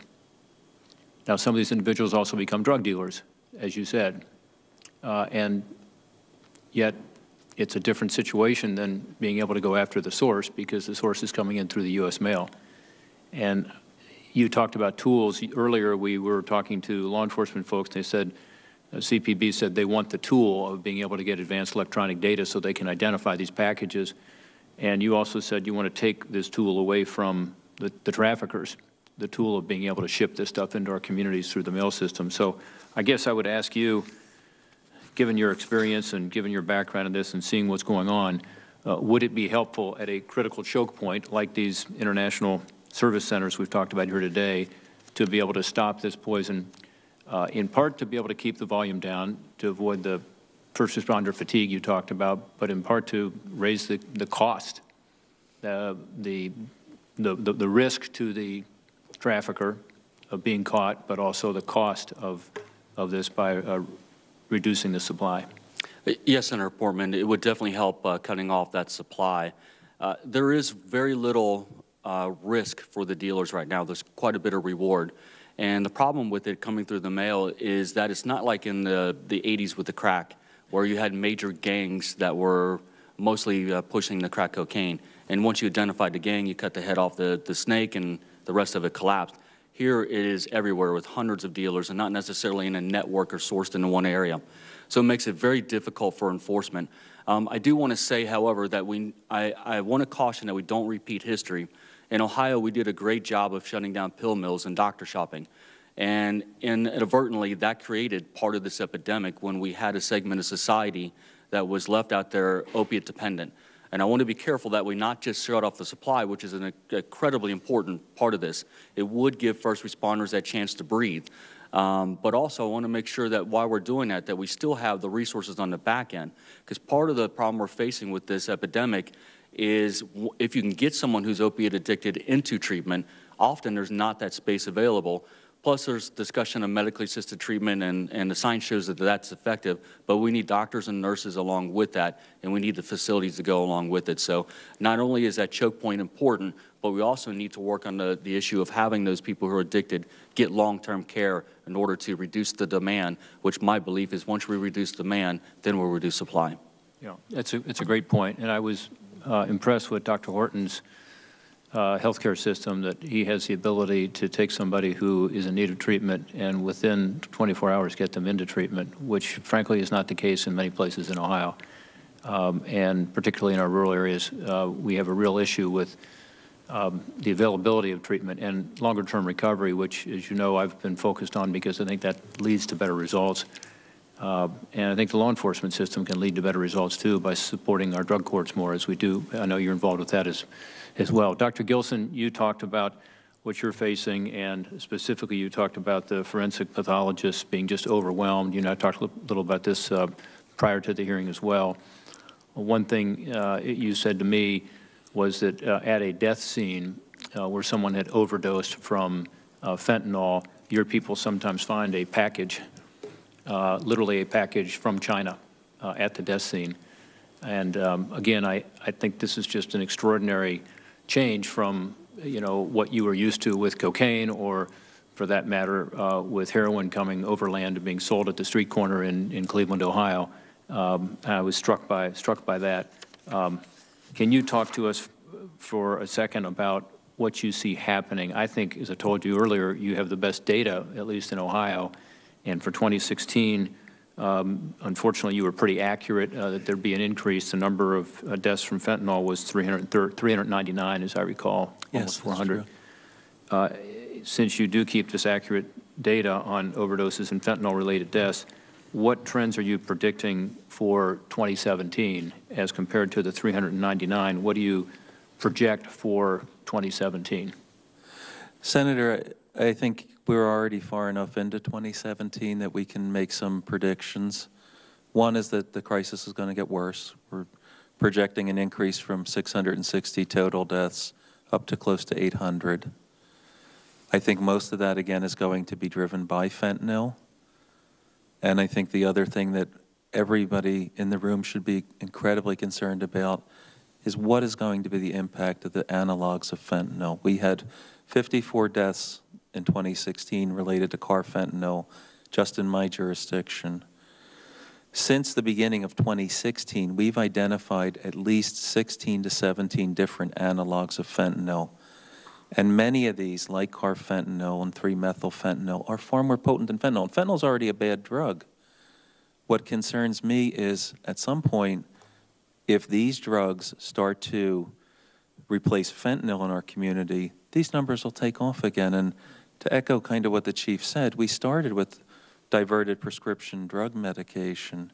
And about 2011, what my office saw was a transition away from prescription drugs, oxycodone, which appeared to plateau, and heroin took off dramatically. And that was our trend up till 2015, when heroin deaths started actually to look like they were going to go down. Naloxone program, education programs. But then we caught a tidal wave of fentanyl, another more potent drug. And 2016 was a uniform disaster in Cuyahoga County. We nearly lost twice as many people. These are hundreds of people dying of drug overdoses. If carfentanil becomes the new fentanyl in 2017, I shudder to think how much worse that can be. Mm-hmm. Dr. Gilson, from your experience, is the carfentanil also coming through the mail system? I think, you know, this is, again, partly what I can tell you from death scenes and partly what I can glean from the collaborations we have with particularly Drug Enforcement Agency.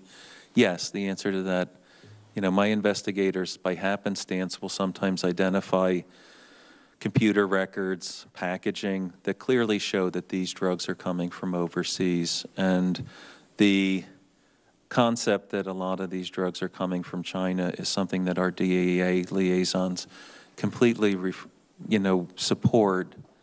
The idea, too, that one of the senators mentioned it earlier, maybe they come to this country and then get routed into Mexico, I think is also true, because in the heroin epidemic, the Mexican production went up dramatically to the point where they became the second largest heroin producer in the world.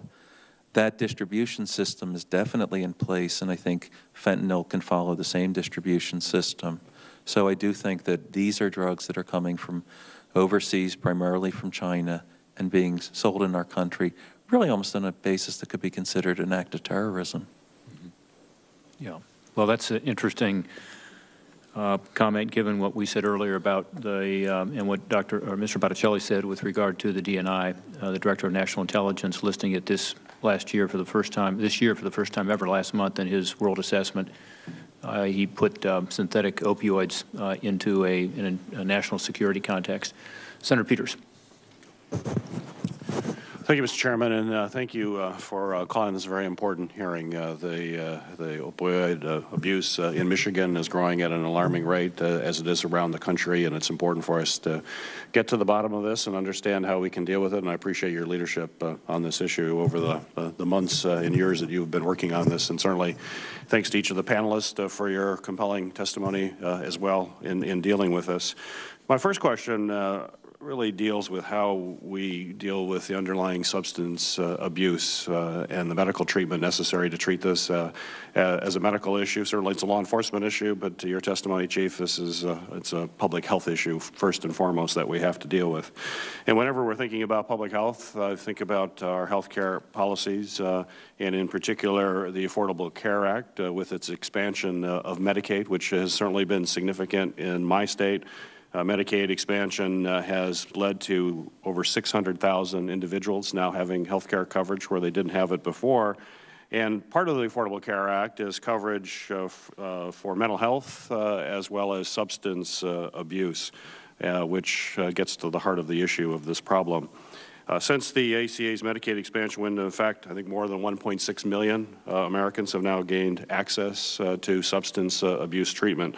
So, Mr. Botticelli and Dr. Horton, could you speak to how individuals enrolled in Medicaid are using the program and whether or not we are seeing an actual impact on folks who are suffering from substance abuse problems? One of the long-standing issues with access to substance use treatment, thank you, you think I would know how to do this by now, that we've saw for a long time is that when national surveys look at why people are not able to access treatment, not having adequate access to insurance coverage, and being underinsured are one of the biggest reasons. And you're right. The Affordable Care Act, I think, did a number of things as it related to increasing access to care. and made substance use disorder treatment and mental health treatment one of the essential health benefits that were required by Medicaid expansion, and by ensuring that those benefits were on par with other medical benefits. And we've seen some remarkable results as it related to increased access to care under the Affordable Care Act. And I think your point about particularly the Medicaid expansion population, which we knew had higher prevalence of substance use disorders than the general population. So we've seen, I think, remarkable results, and quite honestly, remarkable results in those states that have been dramatically impacted by this epidemic, like West Virginia, like Kentucky, New Hampshire, Massachusetts. So we've seen an incredible increase in people's ability to access care to do that. So the other piece, I just want to make two quick points before. The other important point here is that people with substance use disorders often have comorbid mental health and, quite honestly, other health conditions. So it's not just accessing care for their substance use disorder. They need care for their hepatitis. They need mental health coverage. And the last thing I'll say is I really worry about not just people losing coverage, but the stability of our treatment infrastructure. Some of these folks can tell you that these programs operate on very thin margins. And I worry that we're even going to have a treatment infrastructure for those remaining people who can access care if they're not able to bill insurance. Thank you. Anybody else? Dr. Horton? Yes, thank you. And as I had mentioned, in our system, we have developed some very unique partnerships with community providers. So we're able to, we now screen 30,000 admissions to our medical hospital, the largest in Delaware, identify those who are opiate dependent quickly around withdrawal and treat that, and they're agreeable and go into care. That care is predominantly Medicaid. So our largest community provider, a program called Connections, has the largest footprint in the state, developed that footprint because they had a reliable funding stream. Now, it's not only a funding stream that cares for Medicaid patients, it covers all patients. They're really a quality provider. But the bulk of their revenue, what allows them to exist is that they have a reliable revenue stream.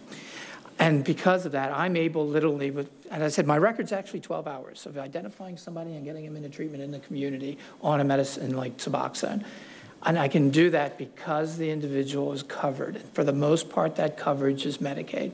If Medicaid goes away, that collapses. And frankly, the substance abuse infrastructure in Delaware collapses. So I will identify individuals in the hospital. I won't have anywhere to send them. They'll leave the hospital. They'll relapse within hours to days, and they'll be back in the hospital. And we'll return to the good old days of the revolving door, and that cost, that astronomical cost of caring for these individuals will shunt to places like my hospital health system, we will never attend to the root cause issue. The big difference these days is that the volume of heroin. It used to be, once upon a time, individuals used 1, 2, 5 bags a day. Now it's bundles. Each bundle is 13 bags, 50 bags a day. And I really think of it as Russian roulette, where instead of bullets, it's bags of heroin. Any of those bags has fentanyl in it, that person dies. It's amazing. And so we're in the middle of all this, and because I have ready access to substance abuse treatment on demand, I'm able to make a difference. And I'm clear that those individuals who are taking their Suboxone aren't overdosing. I know because they come in week after week. Thank you. Chief, and you're on the... sorry. I'm sorry, Senator. Can I add a different perspective on this, please. too? Please. We don't track it specifically, but, we go out to respond to death scenes. And I think one of the most heartbreaking things we see is an individual who's been seen in an emergency department within weeks to sometimes days for a drug overdose, who now is dead of a drug overdose.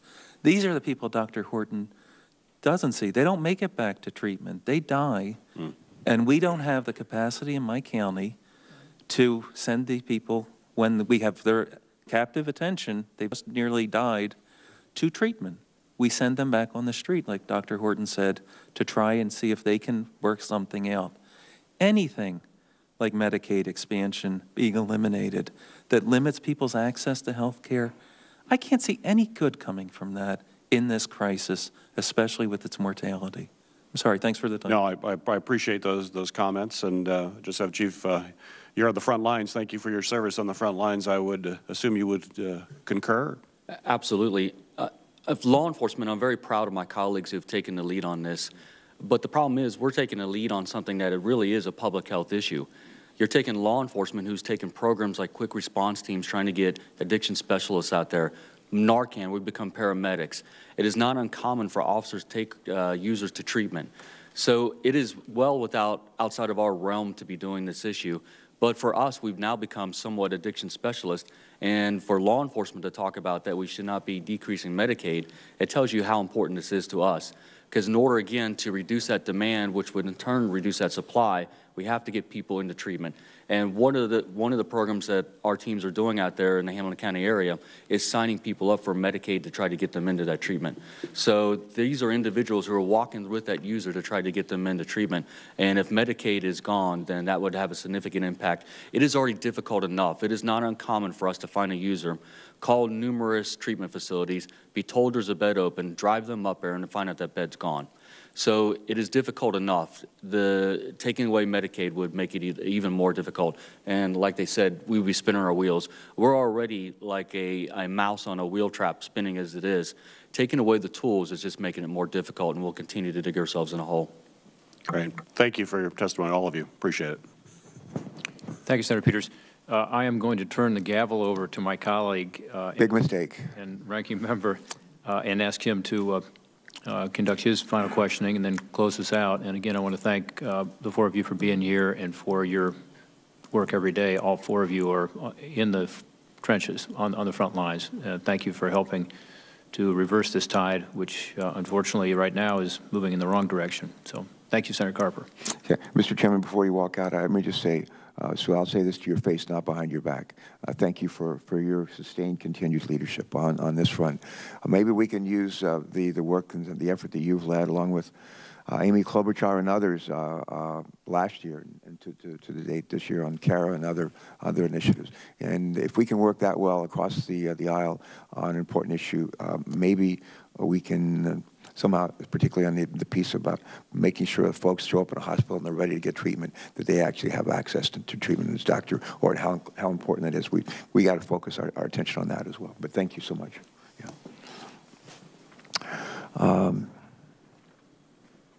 I want to come back, Dr. Horton. I know this has been mentioned before. Explain to the folks, maybe not just here in this room, but around the country who might be following this. How is it in Delaware when somebody shows up in a hospital, they have had an overdose, and there for a brief moment, minutes, hours, they're willing to, they're ready to go. They're ready to start treatment. Yeah. And we can, within 24 hours or so, we usually have the ability, oftentimes have the ability to place them in treatment. Yes. How are we able to do that in Delaware and maybe, and not in other states? Why is that? Does it have anything to do with the Medicaid expansion? Yes. Because that was the accident.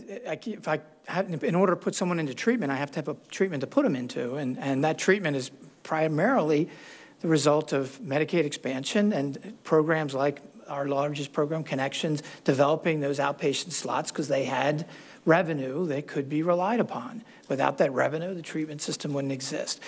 You know, we are able to leverage reachable moments. There are many more than just a hospital. So we're actually thinking about, well, how do we partner with our colleagues who are in EMS and police to find those other reachable moments? The lockup, for example, where an individual is so fearful going into that primal misery that they'll agree to go into treatment. But you have to have those partnerships. You have to have that coordination. In the emergency room and someone's being admitted to the hospital, they're there. And it really was more about having the institution accept that this was an issue and then moving forward to implement pathways. And that's, we're good at that. We're good at creating electronic health record mechanisms to screen and then algorithms to treat. And we had the wherewithal. So it was a natural place to do those experiments, and they worked, and they can now be replicated.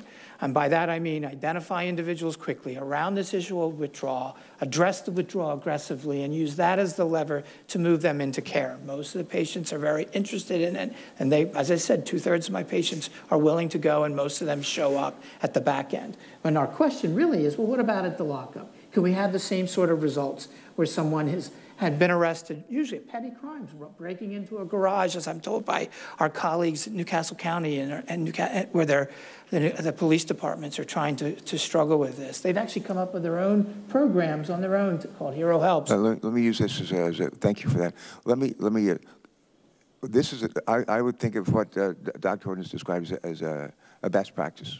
And the ability to when folks show up in a hospital, they're ready for treatment, we get them into treatment. Maybe each of you could give us one other quick example of a best practice that the rest of us could learn from and implement. And Michael, do you want to go first? Sure. So a couple, actually this was an area that we focused on at the White House by bringing some good best practice. I'll give you an example at Boston Medical Center. We opened what I believe is the first opioid urgent care center in the country, so that folks who either came in through the emergency department, were identified sometimes coming into the community, could walk in or either they were brought in through an emergency department. And we have dedicated staff, some peers, recovery coaches, who are able to work with them. And getting a bed and getting access to care is not easy, unfortunately. And so they work to make sure that people have the care that they need.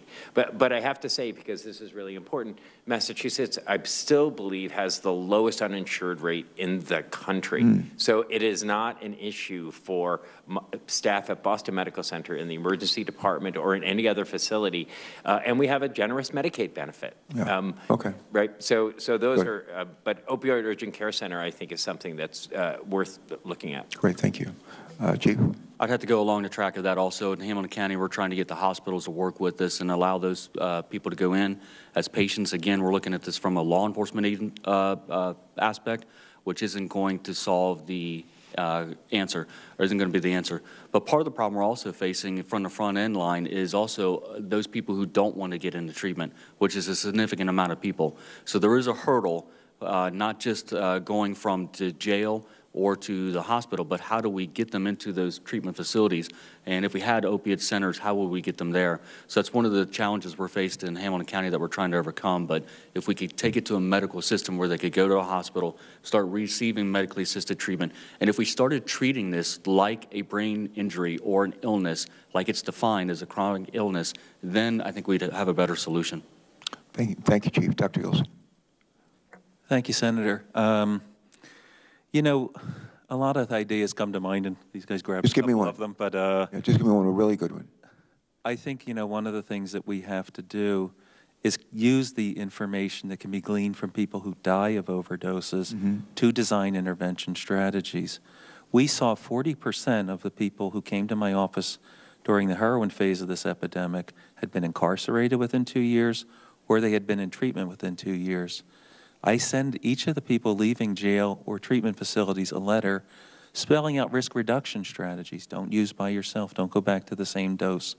There is a tremendous amount of public health information to be gleaned by medical examiner systems, which, if we can take the burden off of the epidemic crushing these systems, could be potentially used to design very effective intervention strategies. All right, good. Thank you for each of those. I'm going to close, and before I do, I want to just add another thought or two, and then turn it over to Senator Peters, and he'll close it out. I want to thank you again we want to thank you again for being here. For those with whom you work and represent, we thank them too. Every now and then we have hearings that are illuminating. It's rare that we have a hearing that is both illuminating and terrifying. And this is really both. And it really, as I said at the beginning, is an all-hands-on-deck moment, and I'm more convinced than ever as we wrap this up. When Bettina Rivera was Bettina Torti, and she was my deputy legal counsel my last term as governor, one of the things that I was asked to do is be the founding vice chairman of something called the American Legacy Foundation. The American Legacy Foundation was created out of the 50-state tobacco settlement, where the tobacco industry provided a lot of money to each of the states for a period of 25 years. Still does. They also provided about $1 billion or $2 billion to create something called the American Legacy Foundation, which developed a truth campaign, which is probably the most effective campaign we've seen in this country's history in terms of convincing young people, if they were using tobacco, to stop, and if they hadn't started, not to start. And I realize it's not entirely comparable parallel here, but we've not talked at all about messaging. We've not talked at all about messaging. And I think in the back of my mind, I think that's got to be, with all those silver, I talked earlier, no silver bullet, a lot of silver BBs, and at the back of my mind, I'm saying that might be one of them. It's one that I would not, given what we've accomplished with the American Legacy Foundation and the Truth Campaign, it's one I would not dismiss. But finally, I mentioned the first panel, I said to you as well, we'll be asking the questions for the record. I'll be asking for, again, short list, things we ought to be doing, sense of urgency, and asking you to come back to those ideas. And you can repeat some of the things you've said, that would be fine. But yeah, I think you could feel a real sense of urgency on this side of the dais, and I'm sure we feel it from your side as well. Thank you all for what you're doing. We're in this together. Let's go forward together. God bless you. Thank you. Senator Peters. Just, well, first I want to concur with all your comments. Thank you, Senator Carper, for asking one last final question. Going back to the root causes, and I appreciated your response on how we have to make sure we have health insurance available, Medicaid available for substance abuse counseling and treatment. But there's also compelling evidence that prescription opioids are really one of the key drivers for what we're seeing here with prescriptions. Dr. Gilson, I know in your testimony it struck me that you mentioned in your county that that individuals who had been prescribed controlled substance within 2 years of their death, over half of them had prescription opioids that led to this. And so, I guess just a final question, you know, are we aware of other sorts of treatments that we should be prescribing so that we can stop what appears to be perhaps overprescription of opioids to patients who then become addicted to this, that we need to have different types of treatments, and thinking about how we practice some medicine, and are there impediments to preventing that? What should we be thinking about going forward in trying to basically stop the pipeline that starts with some prescription drugs? Thank you, Senator, for the question. I think that you've really hit the genesis of the problem, nail on the head exactly. The culture in medicine tended towards overprescribing of opiate pain medications for chronic pain. The scientific support for that was minimal. And that unfortunately became a standard of practice that I think has created a large opiate-addicted population. If we gave prescription pain medication to everyone in this room, they would become addicted to prescription pain medication. They would become addicted to opioids. We have created a substantial, large, addicted population through the use and abuse of prescription pain medication. That is absolutely incontrovertibly true. And how we get back from that, I think, is that we have to start the re-education of our medical community. We have to put much stricter use and guidelines on people prescribing pain medication. I'm sympathetic to people who have chronic pain, but if it's an ineffective treatment that creates an unnecessary and really detrimental consequence, that's not a good treatment. And we should hold accountable the people who promoted that idea. It wasn't very well documented. And I'm really ashamed to say that, you know, that part that the medical community played in this crisis isn't stopping. I still have lots of anecdotal information of people getting a month's worth of Vicodin after they get teeth pulled with refills. We have to stop that, turn that flow off. But I think Dr. Horton and other folks here said, we have a population of people who already are suffering from that over-liberal prescription. We can't turn our back on them. They're going to be with us for a while. And treatment does work. And I think the ways that we improve treatment will be more effective for that. During my time at ONDCP, I think, you know, we worked with the CDC on comprehensive guidelines, and I think some of the issues that we heard in terms of non-opioid therapies, the challenges, I think, were one, you know, changing the culture of just giving a prescription.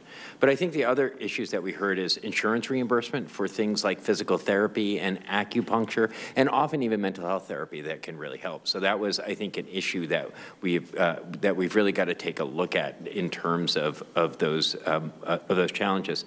You know, I will say that we have had some good evidence in states that have really robust prescription drug monitoring programs. I think we've seen some good data on the reduction in prescription drug overdose deaths where physicians had to register and they had to check each and every time.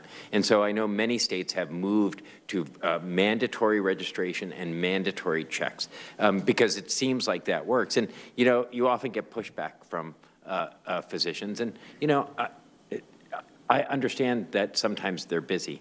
But my response was, we're 15 years into this epidemic, and I don't think it's unreasonable for a physician to take a modicum of education and to check the prescription drug monitoring program. We're losing too many people. Great. Thank you. Thank you so much. Appreciate your testimony. Or Dr. Harder, I'm sorry, were you going to say something? Only that in our state, I think we've been able to implement some of those measures around the PMP, use of, and really ratchet up regulations for prescribers. It's a small state, so we're able to make these kind of changes, and we're starting to see that cultural change. And so there is hope about being able to attend to it at the levels that are met. As far as treatment for a prescription drug, in many ways, genie's out of the bottle, and so yes, most of the patients I attend to were exposed to prescription drugs, but now most of them are abusing heroin.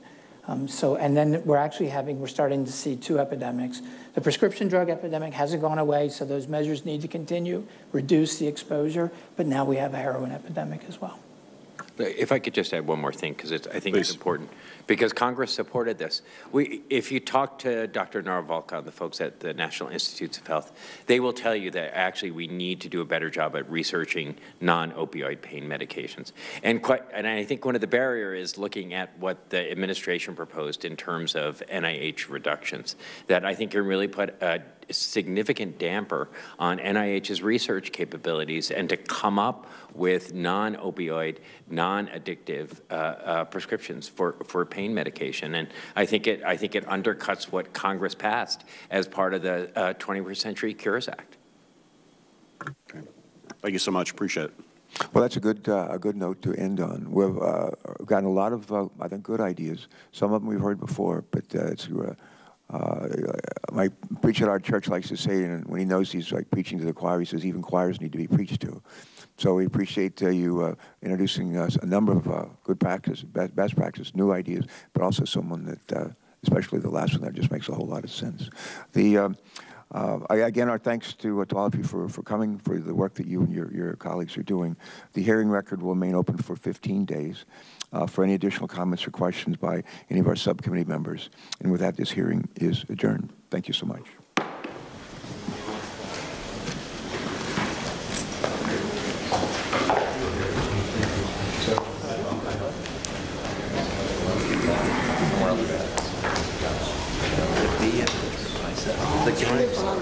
The games are on. I should go. You sure? What do you look like for long? So, are you Nigeria? No, okay, you look like one Nigeria before. What's the name? What's the name?